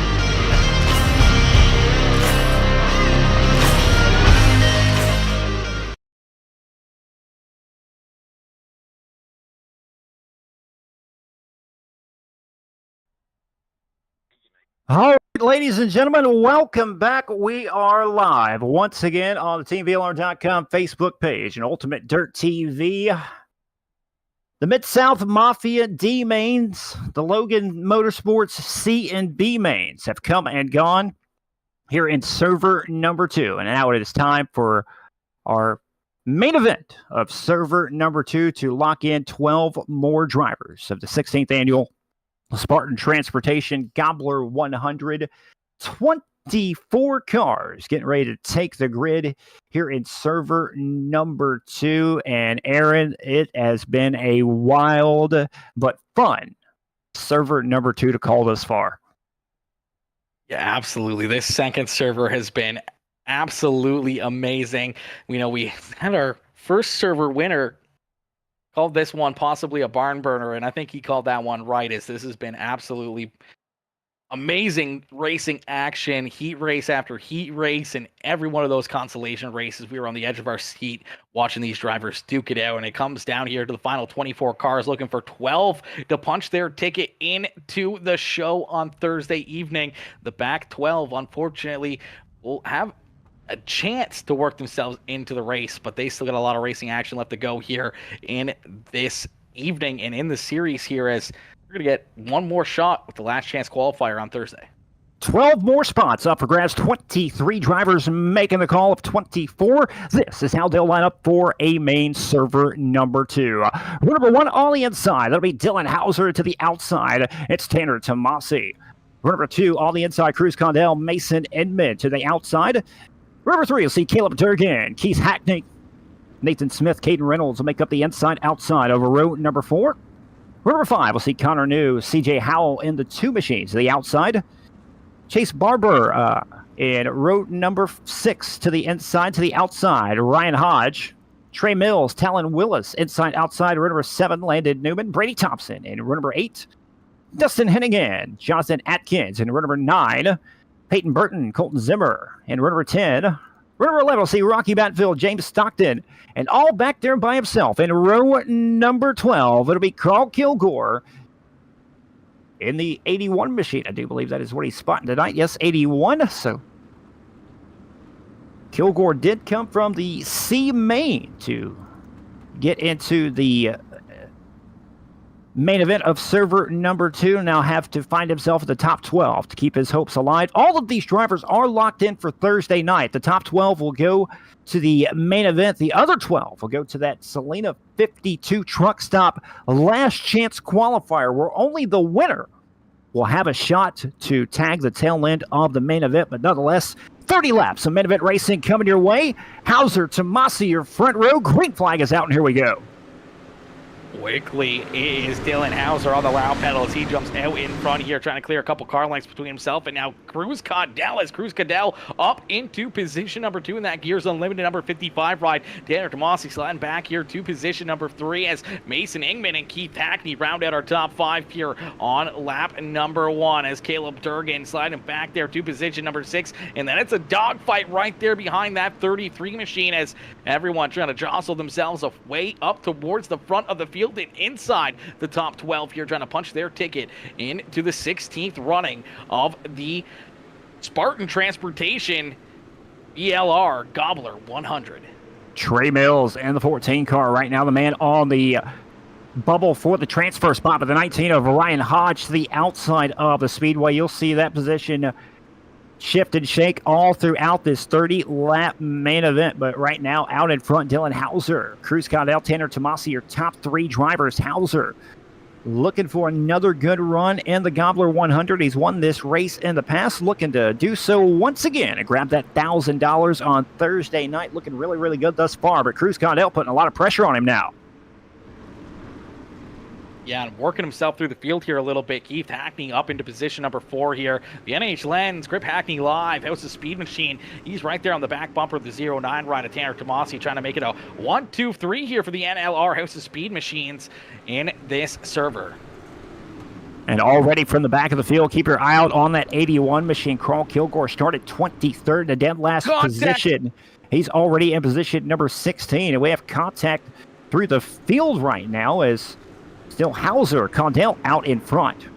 Yeah, beating and banging here for position number 3. Keith Hackney and that 09 of Tanner Tomasi been going after it here. It's brought the rest of the field right back to their rear bumper as Hackney trying to jump up into position number 3. Tanner Tomasi not going to get that spot up very easily, but that's allowed Dylan Hauser and Cruz Caudell to open up a big lead here over our 3rd, 4th, 5th, and the rest of the field here in this one, as they got a big lead here now in this one. Almost a half straightaway advantage, 2 seconds over the 3rd place driver of Keith Hackney, who finds himself side by side with the 09 of Tomasi. Hackney, little contact right there, couldn't quite clear the 09. Still contact down the back straightaway, as now they'll clear one another. Hackney to 3rd, Tomasi to 4th, and Mason Inman in the 6th machine has found himself into the top 5. Barbara in position number 6 right now. Connor New, Trey Mills, Caden Reynolds, Caleb Durgan, the top 10, Ryan Hodge, and Brady Thompson in the 27 car finds himself in position number 12, the man on the bubble at the moment. Yeah, Landon Newman right there behind him, getting ready to strike here, trying to find a big run on that 27B machine. And you look not too much farther back there, you see that number 81 ride of Carl Kilgore getting into the 22 ride, trying to work himself past Nathan Smith for position number 14 on the racetrack. He's a man on a mission here this evening, trying to work himself up inside the top 12 here. In this one, as early on, he's already picked up 9 positions on the racetrack. 23rd to 14th in less than 9 laps for the 81 machine of Carl Kilgore. He'll be one to watch as they're making a lot of contact directly behind him, somehow keeping it straight at the moment. But still, Kilgore working his way through the field, but they're 3 wide right in front of Brady Thompson, that 27 car, still on the bubble at the moment. Caleb Durgan in the 33 directly in front. Landon Newman, the 31 car, on the outside looking in, sitting 13th. Yeah, a few of these drivers blinking there a little bit, but as they all keep on stacking up here, running nose to tail, then go through these corners door to door here. Everyone taking different lanes, trying to find some extra speed out there on the racetrack. It's just reeling in more and more of these drivers for that final transfer spot. And right now, if you're Brady Thompson, you want to try to work yourself up here in a quick hurry. You don't want to be this car in position number 12 and having all these hungry drivers right there behind you, where he saw Carl Kilgore use that front bumper in the B main. You know he's going to definitely be using his front bumper here in this A main feature event, trying to work himself into the show. He's trying to close the gap on the 31 of Landon Newman, who sits about a half second in front of him right now, position number 13. Meanwhile, up front, Dylan Hauser, Cruz Caudell have checked out from the rest of the field over 2 seconds right now. Back to Keith Hackney, 2.5 seconds, who still finds himself side by side with Tanner Tomasi. And that's got to be the reason the top 2 are running away with each other, because Tomasi and Hackney just do not want to fall in line and keep continuously throwing sliders on one another for this 3rd place spot. The top 2 are running away with it. Yeah, absolutely. Hackney and Tanner Tomasi going after it here in this one. But right now it's a 1-2-3 for House of Speed as Keith Hackney there in position number 3 on the racetrack. But a huge lead here, over 2 seconds now for Dylan Hauser over the rest of the field with Cruz Condell, his teammate, right there behind him. These two got to be sitting pretty comfortable right now, knowing that it's kind of between the two of them, unless if we see a caution flag. And as we've seen all these heat races in, consolations go, a caution flag at any moment in time could be treacherous. Back to this transfer spot back here, position 12, 13, and 14. The 31 of Newman has caught the tail end of the 27 of Brady Thompson and looked directly behind. Kilgore is right there as well, still trying to run down 12th and 13th to get into the show. As we're halfway home right now, 15 down, 15 to go, and now Kilgore alongside Newman for 13th. Yeah, big run there for the 31 ride, and he's able to keep Kilgore at bay for another lap here. But man, that 81 ride has been on his way to the front of the field here and trying to pick up a transfer spot into this A-Main feature event. He doesn't want to be in any kind of a last chance qualifier. He wants to work himself into the show and lock himself into the $1,000 to win race on Thursday here. And he's got a couple more spots left to go to get it done as he battles door to door here with that 31 for 13th on the racetrack. Shout out to Trey Mills, moves up 13th to 8th thus far. Has found his way around Caden Reynolds for position number 8. Now has his sights set on the 10 machine of Connor New directly in front of him as Trey Mills trying to find a good starting spot into the Gobbler 100 on Thursday night. Remember, server number 2 going to make up the outside starting rows. So each position is 1 row gained in the Gobbler 100. So the difference between, 5th place and 10th place in the Gobbler 100 main event is row number 5 or row number 10 in that main event. As we take a look here through the field, Dylan Hauser out in front. Cruz Condell there in position number 2. Keith Hackney still holding off the 09 right at Tanner Tomasi as they run nose to tail for position number 3 on the racetrack. Mason Inman there in position number 5 with Chase Barbara there in position number 6. Connor New, how do you do there in position number 7 with Trey Mills there in position number 8. You see Caden Reynolds in that nice spot with Ryan Hoge trying to hold on to position number 10. As he's got Caleb Durgan to his inside, and it may open up the door here for the 27 rider Brady Thompson to make it 3 wide here for the 10th position, as Brady Thompson would love to try to get himself off of that transfer spot, that 12th and final spot, as he sees Carl Kilgore now into 13th, trying to work himself into the show. Keith Hackney has cut off just about a second between the gap that was a little over 2.5 a couple of laps ago. It is now 1.6 behind your first and second place drivers of Dylan Hauser, Cruz Condell. So this could get interesting. Could Hackney and Tomasi run down your race leaders as it's less than 10 to go now? May not be enough time, but Hackney is cutting the distance, 1.5 at the line and still cutting the time down. Yeah, Hackney and Tomasi still somehow almost running door to door here. Tomasi taking a look underneath the 91 right here once again for position number 3. They're still shaving off time here trying to catch our front 2 drivers of Dylan Hauser and Cruz Condell. You can imagine Cruz Condell and Dylan Hauser saw that big lead in the relative. Maybe trying to just, save a little bit out there on the racetrack in case if that caution flag does come out. They can have a little bit left in the tank there as they got a huge lead and don't need to use up their equipment too much here in this one. Yeah, it looks like they may be just playing it safe right now. Condell looks comfortable following Hauser around the speedway. They know they're both sitting in a good spot for a starting position on Thursday night. But 1.5, it was down to 1.2 just a moment ago for Keith Hackney. Still trying to run down the top 2 drivers. Does he have anything left in the tank? And then back here for the 12th and final transfer spot. It'll be 5 to go next time by. Carl Kilgore, he was right there behind the 27 of Thompson for a moment. Slips up just a little bit. But he'll have a shot with 5 laps to go as Thompson was trying to find a way around Durgan to 33 to give him some insurance to keep his Gobbler 100 hopes alive.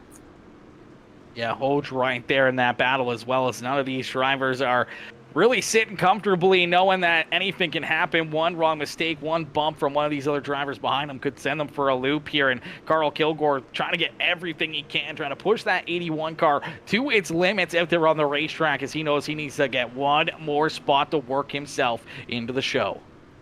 Laps ticking away. Does Cruz Condell follow Dylan Hauser to the checkered flag, or does he step out and try to make something happen to lead the field to the green on the outside of the front row on Thursday night? It'll be 3 more trips around for the 55 of Condell to make something happen. Still, with less than 0.2 of a second behind Hauser, Keith Hackney, Tanner Tomasi, nothing new, side by side for position number 3. Chase Barbara in position number 5. Has driven a great race all evening. Connor New, Mason Edmond, Trey Mills, Caden Reynolds, Ryan Hodge rounding out the top 10 right now as there are 2 laps to go here in server number 2, A main. Yeah, Kilgore starting to run out of time here, trying to run a bit more of a slider line on the racetrack as he tries to hunt down the 27 rider. Brady Thompson still hasn't been able to reel him in, hasn't been able to get to the back bumper of that 27 ride in. As the white flag has been displayed, he may be out of time here for that Majula Say Speed Shop number 81 machine. Well, here we go down the back straightaway for the final time. Your race leader, Dylan Hauser, with Cruz Condell in pursuit in second. Does Condell make a move for the race win? At a turn number 4, Dylan Hauser going to have the outside front row of Thursday night's Gobbler 100 as he picks up the win here in server number 2. Cruz Condell second, Tanner Tomasi 4th, Chase Barbara 5th. Connor New, Trey Mills, Kate Reynolds, Mason Edmond, Caleb Durgan round out your top 10. Then Ryan Hodge and Brady Thompson hangs on for the 12th and final transfer spot as Carl Kilgore's pursuit of a Gobbler 100 starting position comes up 1 spot short after coming all the way from the C main.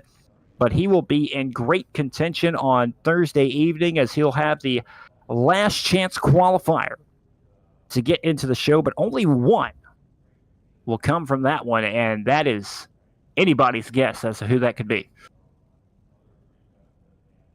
Yeah, that last chance qualifier is going to be absolutely wild. Every one of these drivers that were on the bottom half of the fields here for these A main feature events this evening are all going to be on top of their A game, ready to rock and roll, ready to try to punch their ticket into that A main feature event for the Gobbler 100 next Thursday. So we're going to have a great show as we're going to get ready to pull in our feature winner here for server number 2. It is that number 2 ride of Dylan Hauser as this man eats T-bone steaks, lifts barbell plates, and he's sweeter than German chocolate cake. Ladies and gentlemen, boys and girls, give it up here for Dylan Hauser as he parks it down here in the Knoxville Raceway victory lane. Dylan, and what a run, what a race as you battle door to door there and nose to tail for a lot of laps with your teammate Cruz Condell here all evening long in this A main feature event.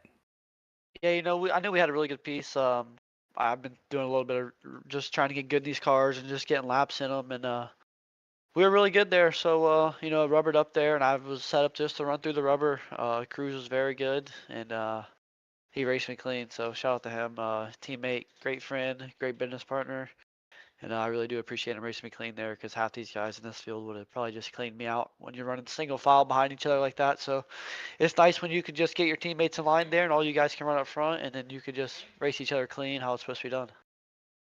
Absolutely, you guys were the class of the field here right from the drop of the green flag as quickly you run away with this one, and you guys go nose to tail here all evening long in this A main feature event.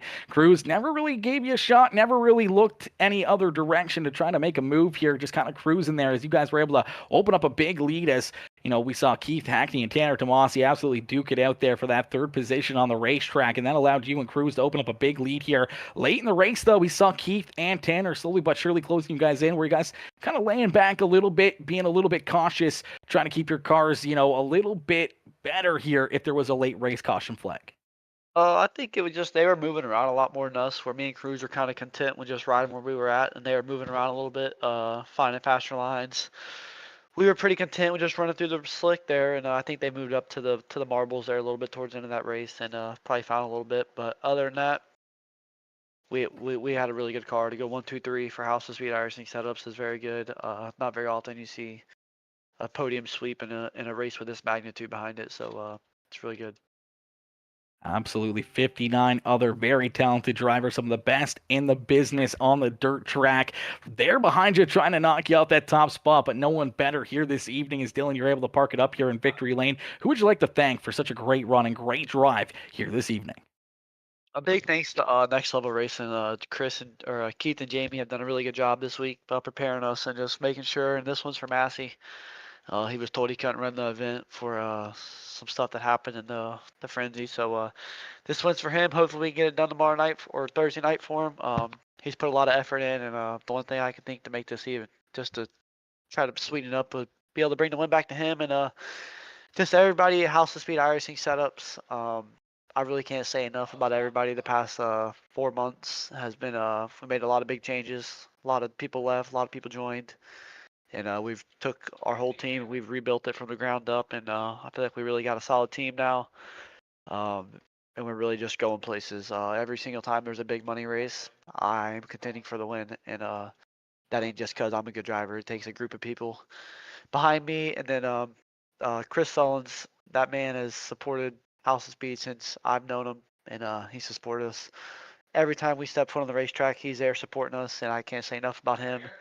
Colton Herbert stuck through me thick through thin. Gears Unlimited, another great guy, great sponsor. 3D Racing, Scott Dogs, Calvin, they've been a big supporter of ours. Caleb Hudgens, he sponsored us into tonight. There's a ton of people that make this deal together. People think it's just sim racing, but I got just so many supporters a lot of guys do in real life. So big shout out to Team VLR for putting this deal on. Chris and Howard do a great job, and Steve did a good job in the booth tonight. So hopefully we can see you guys on Thursday night, and I appreciate everybody that supports us. And if I forgot anybody, I'm sorry.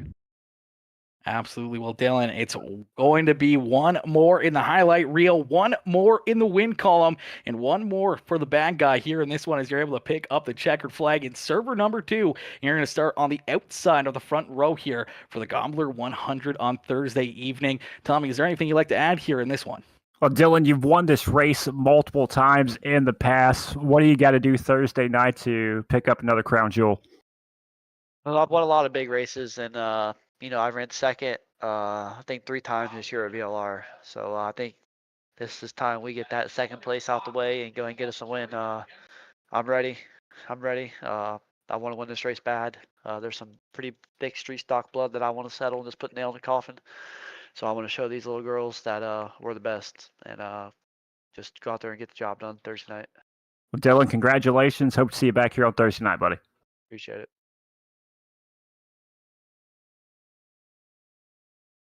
All right, Dylan Hauser, your server number 2 winner. And now we'll pull down our second place driver, Cruz Condell.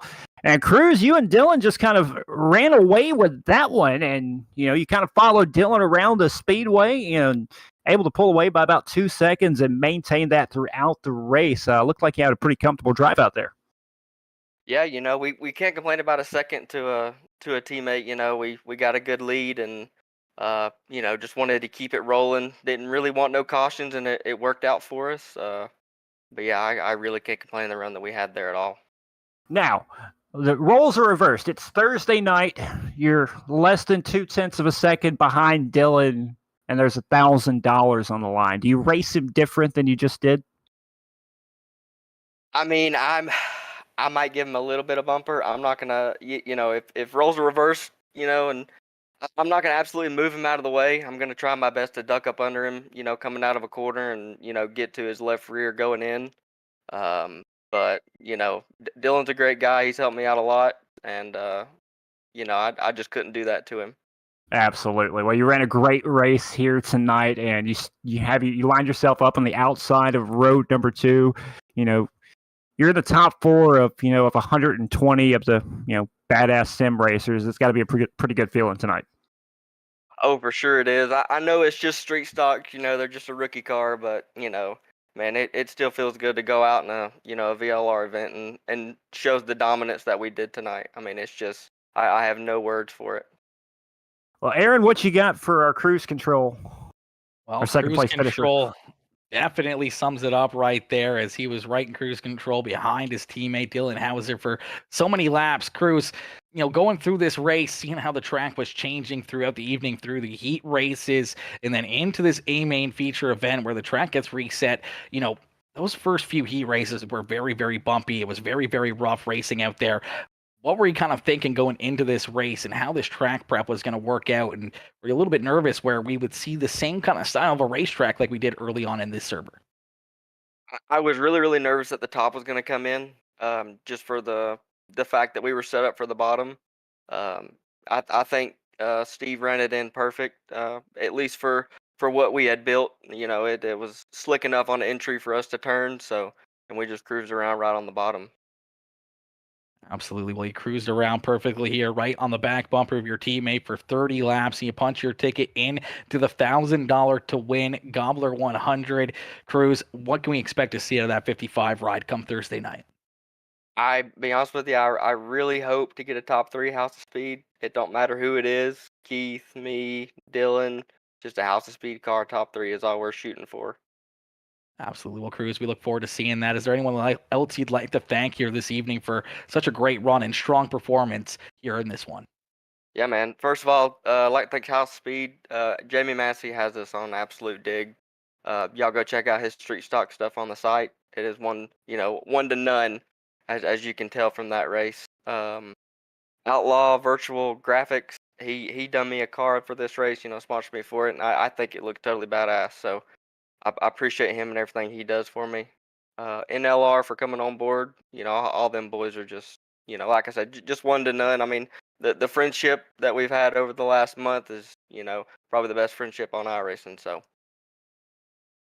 Beauty. Well, Cruz, congratulations on the solid second place run here in this one. We look forward to seeing you back out on the racetrack on Thursday night and for you to go after that $1,000 paycheck at the end of that Thursday night 100 lap feature event. Congratulations, Cruz, and hopefully we'll see you back up here in the broadcast booth in a couple days. I hope so, man. Y'all take it easy. Oh, and thank you for VLR and all y'all for broadcasting. Y'all do an absolute job. Absolutely. Well, Cruz Cardell, your second place finish. We got one more driver, your third place finisher here tonight. Keith Hackney, man, you had a solid third place finish here tonight. Man, you had a great battle with Tanner Tomasi, but I know you probably would have loved to have had a shot at the top 2 there. But man, that battle with you and Tomasi was quite entertaining to watch. Yeah, it wasn't that entertaining in the driver's seat. I mean, I don't know. These races here, they're elbows up. I mean, you got to go and stuff like that. And he missed his line a little bit going in the corner, and I tapped him just a little bit. I got underneath him, and then I don't know from there. I felt like he rubbed on me the whole race, and I think later in the race he knocked the hell out of me going into one. So I mean, there again, it's hard racing. We all know that. I'm not opposed to hard racing, but there again, I feel like some people are biased on here. They can't handle it when you do the same thing to them. So, but anyways, other than that, I had a great race. I mean, I felt it. I couldn't get in rhythm because I mean I had him right there underneath me pretty much the whole time, and I just couldn't run the line that I wanted to, and I felt like I was using my stuff up a little bit more. But we was able to catch that moisture coming off the corners and stuff just to keep us ahead and whatnot like that. But all in all, can't complain. I come one spot short of this race last year. Just I don't know, just one of those things. And we've been testing. I think we got like at least 5,000-6,000 laps, testing and stuff like that. So, yeah, we're here. We in the show. We got to get right to work on a 100 lap set, and yeah, we'll just see where it goes Thursday. You line up in 6th on Thursday night with a chance at $1,000 sitting at home playing iRacing. What's the mindset like going into that race, and how do you keep yourself composed for 100 laps to have a shot? Honestly, I mean, you got to keep the nerves down. It is 100 laps, and it is all about patience and knowing when to go. You do have to save, you do have to conserve, but it just comes to a point where there again, you just got to know when to go, and you can go too early, and the guy behind you will go 2 laps later and be faster than you at the end. So I mean, it's a toss up, and I know Steve will have the track good and ready for us, and we'll just play it by ear and see how it goes. You said you have to save on Thursday night. What lap is go time? Honestly, I don't know. I haven't ran but like 200 lapper races because we've just been focusing on the prelim stuff. I've tried 2 different things. Well, that's all I can say. I mean, well, I got to do a little bit more testing. And ask me this question Thursday. Maybe I'll be back up here and we can talk about it then. Absolutely. Well, Aaron, you got anything for Keith Hackney up here in the 91 car? And Keith, another trip up into the broadcast booth. Man, we've had a lot of these trips up here as we've seen you pick up some big wins, and none bigger than another Gobbler 100 here for you as we'll see you back in action Thursday evening. You know, what's going through your mind knowing that you have an opportunity to pick up that $1,000 and what it means not only to yourself but your whole team after some huge changes, you know, switching some teams and everything else. You know, what's going through your mind knowing that you guys have a good shot and a good opportunity to be able to pick up a checkered flag on Thursday night? Oh man, there's always a tons of things going through our minds. You know, I mean, you got some of the best guys on the sim in the world, you know, in this race, and a lot of the guys didn't make it as well. And you just got to be smart and just keep your eyes open because anything can happen on any given lap. You know, it's so tight, like racing that we're doing on here, and especially in these cars. You know, you can rub a little bit more than you could rub in other cars, and they're like tanks. It's just, you know, like you said, going to this switching over to House of Speed. I think it was a great fit for my guys, and like Cruz said, you know, we've developed a great friendship over the course of the last month or two, and that bond is just getting bigger and better, and the communication is very good amongst us. Like he said, Massey is just giving us some the tools to get the job done, and I can't wait to see what we have in store here in the next 36 hours, and just see if we can pull it off and finally get that win for House of Speed in the Gobbler. Absolutely. Well, Keith, we look forward to seeing you back in action Thursday evening. Who would you like to thank here for such a great run and strong performance here in this one?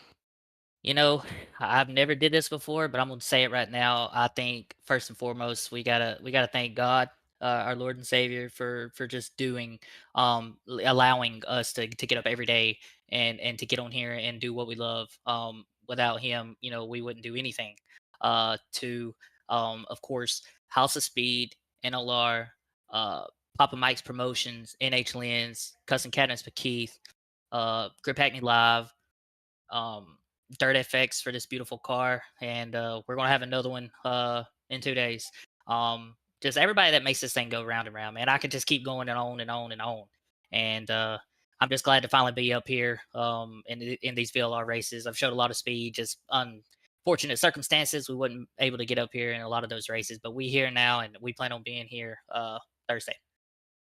Beauty will keep. We look forward to seeing you back in action. We look forward to hopefully seeing you back up here in the broadcast booth on Thursday night. Congratulations on the third place run and good luck out there on the racetrack. All right, buddy. Thank y'all. Well, Aaron, 120 drivers later, we are down to 48 with 24 already punching their ticket, and we'll have another 24 giving it a shot in the last chance qualifier on Thursday night. It's been wild. It's been fun. It's been plum wild, as the Plum Wild podcast would say. It's been absolutely bananas. Great racing here tonight. Your take on night one of the Gobbler 100. Definitely been plumb wild here, right from the drop of the first green flag, right down to the final checkered flag here in server number 2. Saw nonstop, action-packed racing, and these drivers left everything out there they had on the racetrack, giving it everything they could.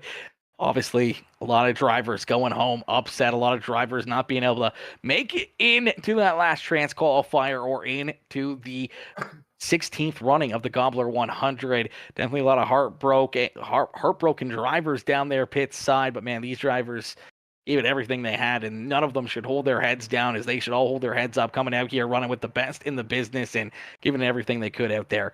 And unfortunately, some have to go home early, some will be here on Thursday night, and I'm excited for Thursday night now. After seeing what we saw here tonight, it's going to be absolutely wild come Thursday.